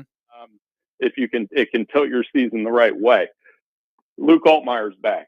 They've got good interior lines on both sides. Brett knows how to do that. And I think, it's not a coincidence that he's been popping off a little bit, right? Mm-hmm. Like he's taking a couple shots at the SEC and those kind of things. So I do think if they beat Indiana, they're certainly a team to watch. The only ranked team on their schedule is a home game against Ohio State. Last season, we came into the year really excited about the quarterback class that we had, right? I mean, Jalen Milroe, Carson Beck, Quinn Ewers, Cam Ward, Shadur Sanders, Dylan Gabriel, just to name a few, right? And a lot of those guys were coming back to college football. We had already seen what some of them could do, and I think the belief was, all right, we could have potentially a pretty loaded quarterback draft, and that wasn't the case. I mean, a lot of those guys underperformed, and I think only one of them ended up being drafted in the first round. Now let's look at this year's quarterback class. It's a lot of young, unproven guys. Are you more pessimistic or optimistic that a lot of these younger, talented quarterbacks could take the next step and be the future of college football? Well, it's wide open. A lot of the hype is obviously around Arch. And, I was talking at my son's practice last night for the dad, and I was saying, Arch has that potential to be the next college football celebrity. And I could throw this back at you guys and say, who was the last celebrity in college? Like, that transcended the actual game. I would say it was probably it was Manziel and Tebow. Those were the last two. So Arch has the potential to be that. Now, as far as who the best quarterback is, I mean, we're looking at Lenora Sellers, DJ Lagway, Garrett Nussmeier, Drew Aller, Cade Klubnik, wide open. That's my way of saying it. Really wide open. Ohio State, whoever that quarterback is, probably Julian Sayin. There is opportunity there for a lot of quarterbacks to step into that role. By the way, I had Carson Beck number 1 in our rankings last year, so don't click on that article. We will click on this article because the year will open and you'll have a good seat for Texas, Ohio State. You also think that it will end that way in the national championship game. Repeat or Sark gets his first? I had to pick today. I'd probably pick Ohio State because I need to see Texas win that game. But a lot of people are picking Texas. And it's weird that, when I was doing those playoff predictions, I felt weird about that, saying, okay, this will be a rematch from week 1. I mean, what were the odds of that happening? Not great, because one of those teams is going to have a loss. And I've kind of justified it this way. I think you're giving me 7 teams, and one of them has to be the national championship team. I'd go Ohio State, Texas, Georgia, Penn State, Clemson, Notre Dame, and I would throw Alabama in there as the 7th, because I feel like there's still enough talent in Tuscaloosa to go do it. And those would be the 7 teams I would pick. Is this the biggest year of James Franklin's coaching career? Well, I don't know. I'm not trying to stammer through it here because I just don't know what is enough. So let's say, there's a couple scenarios. Like, what if they win the Big Ten and then lose in the semifinals? What if they lose to Ohio State and go to the championship game and lose? So basically you could not win a Big Ten title and not win a national title. Is that enough? I really do think it starts with the Ohio State game. And that's a team they haven't beat since 2016. Probably shouldn't have won that game. And they've been competitive. But if we were looking at this through a basketball lens, I keep saying this, it's not getting much traction, but last year be like a Final Four appearance. And when you go to the Final Four as a basketball coach, nobody you almost get a banner for that. And that's the difference with college football. We don't get banners for that yet. What were your thoughts of some of the stuff, whether it be the playoff model or deep conference or multiple teams, when you heard Brett Yormark speak yesterday in Texas? Yeah, surprised that he came out. Well, I agree with him. I think of the models presented, I would personally just take the top 16. I wouldn't do automatic qualifiers. I would just say we're taking the top 16 teams in the ranking. The 5-11 model, that'd be the next best thing to me. But for the Big 12, I mean, he said, what did he say yesterday? I believe we're going to get 2 teams in the playoff. Yeah. I don't know if that's going to happen. I mean, Arizona State was ranked 12th last year in the final ranking.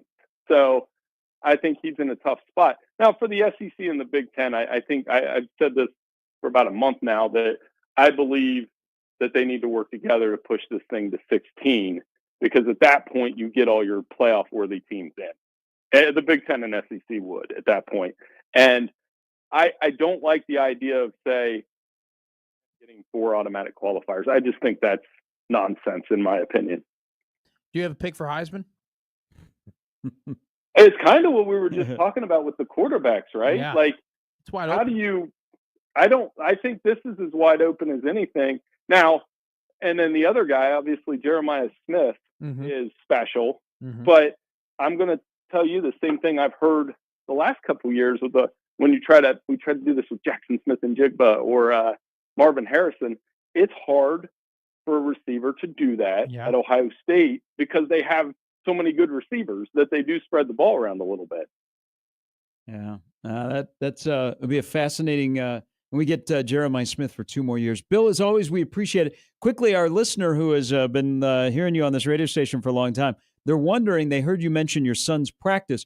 Are you back to coaching? No, I'm off the field right now with my son. My daughter's basketball team will do again. My son, I have been on with you guys for a while. He's going into his freshman year in high school. This time goes by fast. That's awesome. Another year with you guys it's here, man, and I'm excited to do it. I'm always glad to come on with you guys. Hey, that's awesome. Bill, thanks for your time. Appreciate you, Bill. Hey, no problem. Talk to you guys soon. That's Bill Bender of the Sporting News. He used to be his son's flag football coach, and so he would come on a little bit more regularly, and we would give him plays to design for his flag football team. We were talking about getting a national guy on today, and you said to me, you haven't been on with Bill Bender yet? I go, no, I haven't. I'm like, I love that. That was absolutely incredible. I think Bill's been coming on this radio station for about 20 years. Really? Yeah. He is. That was awesome. I did want to get him. I know it was kind of a lazy question, but I did want him to get him to just say, I think this guy's going to win the Heisman. I want his pick because I have no idea. I have no clue. I love betting on the Heisman. It's one of my favorite bets to make, just period. I love watching it throughout the season. And then you get halfway and you look back at the board and you go, where can I pepper a little bit here? I need a national guy just to be like, Matt, I'm telling you right now, Cade Klubnik, he's going to do it. Quick thing from the Big 12 media days. Okay. Mike Gundy has spoken about Zane Flores, who is going into his 3rd year. The Gretna redshirt freshman, redshirted his first year, had a medical hardship last year. This is what Gundy said, and remember, they don't know who their starting quarterback is going to be. Quote, he's had a really good offseason. He did well in spring. We think he's going to be a really good player, but he has not played many games, so that mystery side is still there. So that bodes well for Zane. That's good words. At a place where, I don't know what the heck's going to happen at Oklahoma State. We do know what's going to happen next. We're going to talk to Brandon Vogel of Counter Read on 1620 The Zone.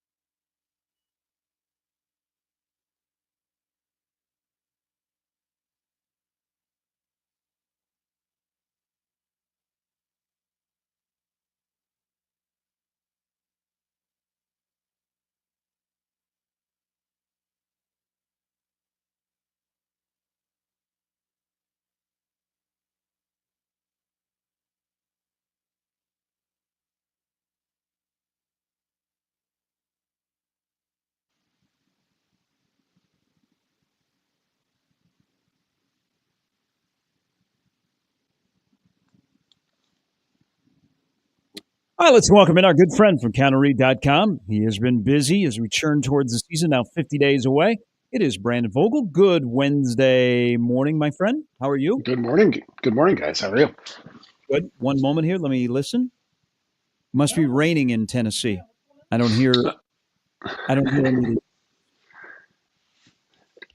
What's going No, it's just too hot to have the window open. So Okay. All right. That's the air conditioning I hear in the background. Help me here. Give me a player, and this might be a leading question, and we're going to start right off the bat. Somebody you heard a lot about in December and January, but have not heard much about since, but you can't wait to see him next month. I don't know if he fits the description because we heard about him when he showed up, and maybe we heard a little bit about him during spring football. I mean, spring football was just weird this year for Nebraska with how they chose to do it in terms of the typical news cycle. But I mean, I think Cortez Mills is pretty high up on that list for me. Henry Latovsky might be another one. That's probably a more classic example for what you just described, Gary. You know, we know a bit about him, but I think he's poised to have a pretty big potential jump. He's one of those guys, and we've talked about this on previous shows. Of when you look at guys that need to be good for Nebraska to be good, I would put Latovsky up there more so than Mills. Mills is a little bit of a wild card where, like, I think he has a chance to make some pretty big contributions right away. But if you get that, you're getting it from a true freshman, and it feels a little bit like, well, similar to last year, a Ja'Cory Barney bonus of like, oh, well, this guy's ready to go right away. Lutovsky's different because he's a veteran, but I think his best football is still ahead of him. So he might end up at the top of my list. I know we've made a ton about in the analytical industry the expected points above average, right? Your EPA, how many points can you add per play? Looking at Dylan Raiola's snaps this season or from last season, what do you think are some of the things that he has to eliminate in order to elevate one of those important statistics like that with EPA? Yeah, I don't recall his EPA from last year off the top of my head, but I think his more generally his issues last year were, well, there was the interception issue, which that'll kill your EPA pretty quick. But I think the bigger thing, the thing that's more realistic or less subject to chance in some cases, is just working through his progressions, and there's been a coordinator switch, of course, from what we saw over the first 2/3 of the season. But there were reads to be made there, and they weren't even ones that were unrealistic for a true freshman, I think, to miss. But when you talk about progression, it's hard for his completion percentage to get a whole lot higher, particularly what it was over those last games with Holgerson. But just kind of the efficiency of it, of being more comfortable, of being like, this is the play and this is 1, 2, 3. There were times last year where I think the second or third option was probably the best option, and Nebraska just didn't get there, which is maybe to be expected with a true freshman quarterback, no matter how talented they are. But when I look at boosting that EPA number, I think that's probably the biggest potential growth area for Raiola specifically. Will he be better because there aren't as many plays? Yes, I think so. Nebraska ran a lot in the Satterfield portion of the season, and I think Holgerson's reputation, his personality, his demeanor trends more towards don't change or don't fix what isn't broken. So a lot of people call this spamming plays. Like if you got a handful of plays that are working, why move away from them? Nebraska ran a wide variety over the first 2/3 of the season, and that didn't make things any easier on your true freshman quarterback. I'll put it that way. I've been watching some of these games from last season, and something that a commonality, even despite whether it be Satterfield or Holgerson, that I've seen is that the inability to consistently gain really good yards on first down. Right? It just seems like it was a struggle last year to really get off on the right foot. Right? No matter when they got the first down. Have you done in your writing and in your research, is there a correlation between good offense and how many yards you typically get on a first down? Oh, absolutely. I mean, there's a number of ways to hack away at that kind of idea. I mean, there's a school of kind of analytics thought that the first play of your drive, they call it possession intent, is a huge factor in that. So if you and you got to mix up your play calls and all of those things, but you got 1st and 10 from your own 25, so kind of a standard starting field position. Like you go incomplete, that's more damaging than going incomplete after you've already gotten a first down. So things like that. And with Nebraska's running game, it wasn't the scenario where it was like we'll just hand off on first down, get 4 yards, and that puts us ahead of the defense on the next play. They weren't there yet, and I don't know. Looking at kind of what Nebraska brings back and the complement, I don't know if I can confidently say they can just hand it off and be there in 2025. So you kind of got to game around that problem a little bit. But you got to be smart about it, because those first down plays, if you end up with a negative or an incompletion or something similar to that, it really puts you behind the 8 ball. And broad, big picture sense, like that's what good offense is. It's like just consistently applying pressure to the defense and being in advantageous situations.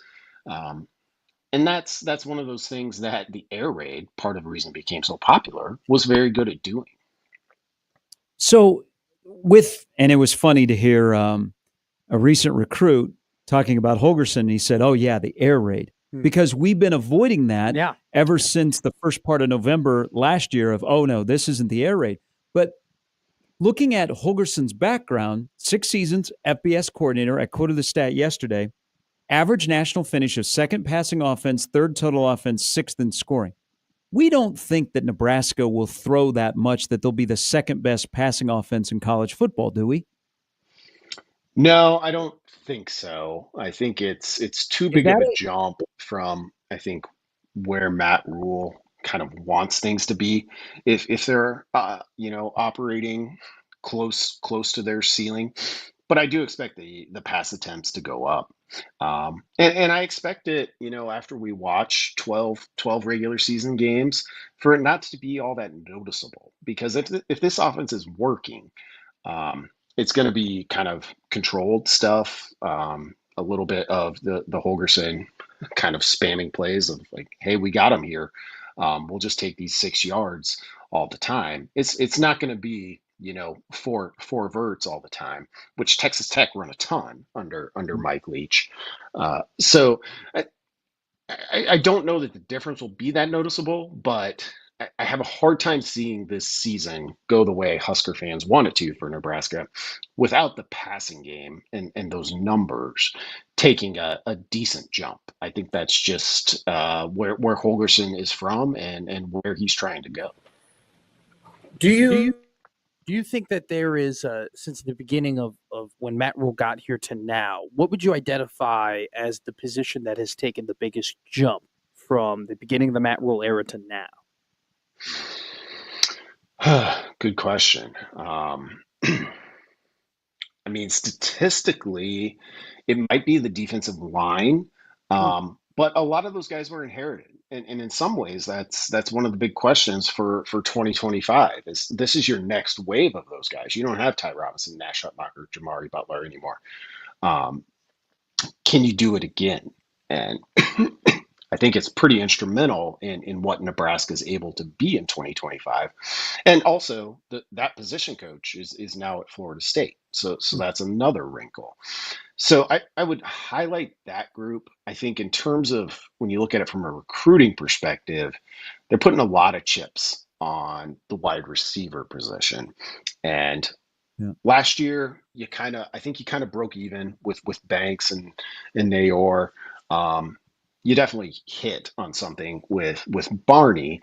Can they do that again now? Yeah. Or even achieve bigger returns with their transfers, but also with the freshmen in that group? So I think that's one of the more interesting aspects of this is their investment in, hey, if you want to win big, you've got to have receivers that can just win on their own. And they're trying to get there, I think. It's when I always smirk when we bring up Barney because led Nebraska with receptions, and we just kind of take him for granted. Hey, he's going to be back. We don't talk a lot about him. Maybe we should talk more. One guy, and we'll get chatter on this. Frame for me because it's almost like we're waiting, and he shows up in a lot of most indispensable top Huskers. Janarian Bonner. Frame for me what a season looks like in a Dana Holgerson, Dylan Raiola-led offense in 2025. He's got the versatility, and you can use him in some unique ways. I think when you look at the complement of kind of wide receivers and backs and tight ends, because he can kind of be all of those for a play or two, depending on how you want to use him. Like, a couple touchdowns, maybe 20 to 30 catches on the year, I think would be a real efficient use of him. It would probably be a smart use of him in terms of, he's probably not going to win one of your 3 starting receiver spots, even though he was a 4-star recruit coming out of Georgia. So kind of has that pedigree, but we just haven't seen it yet. That sort of usage for him, I think, would be an indication of Nebraska's using him efficiently, because he can do a lot of things. And when you have guys like that, more times than not in college football, well, maybe not that, but often in college football, you see guys like that, they'll get drafted and you'll look at them and be like, well, look at the numbers in college and what are they seeing? And they're seeing that versatility. So to not maximize that with a player like that, if you have one on the roster, I think is a miss. And Nebraska needs to avoid a miss with that while getting some other talented receivers and pass catchers the football. Yeah, these are some good options to have. Hey, as always, we appreciate it. I love what you and Aaron are doing right now as we lead up to the season. And I encourage everybody, subscribe to the Substack at counterread.com. Shows up at 6 a.m. There is plenty of information in there and great stuff. And I always enjoy talking to you every Wednesday, my friend. Appreciate it, guys. Have a good one. Brandon Vogel from counterread.com. All right, tomorrow, 7 weeks away. 4 weeks away from being 3 weeks away. That's what it is. That's correct. Yeah. That's what it is. That's how we do the math. Have we seen anything from Dion? No. I've seen no quotes. Zero. He's there. This is because he's I guess he's starting to get back into the daily activities after having a little health scare. Have you ever heard of the John Mulaney horse in a hospital bit? The hospital? He compared the current president at the time to there being a horse in the hospital, and you just never know when the horse is going to be sprinting around the hospital and what news will come out of the hospital. That's how I feel with Dion in the Big 12 media days. It's a little too quiet, right? But you hear the hooves. Yeah. You hear the hooves coming. I think the zone needs a horse. Yeah, Prime's here. That's what you hear coming. We will discuss anything that's discussed at the Big 12 Media Days because it is peak talking season. We'll do that tomorrow when we're back in 20 hours. Crossover is coming up next. Also, Dallas Keuchel has joined Rich Hill with the Omaha Storm Chasers. Let's go. New friend, Matt. Hell Let's yeah. go. We're bunking. We'll see you tomorrow at 6 Cross.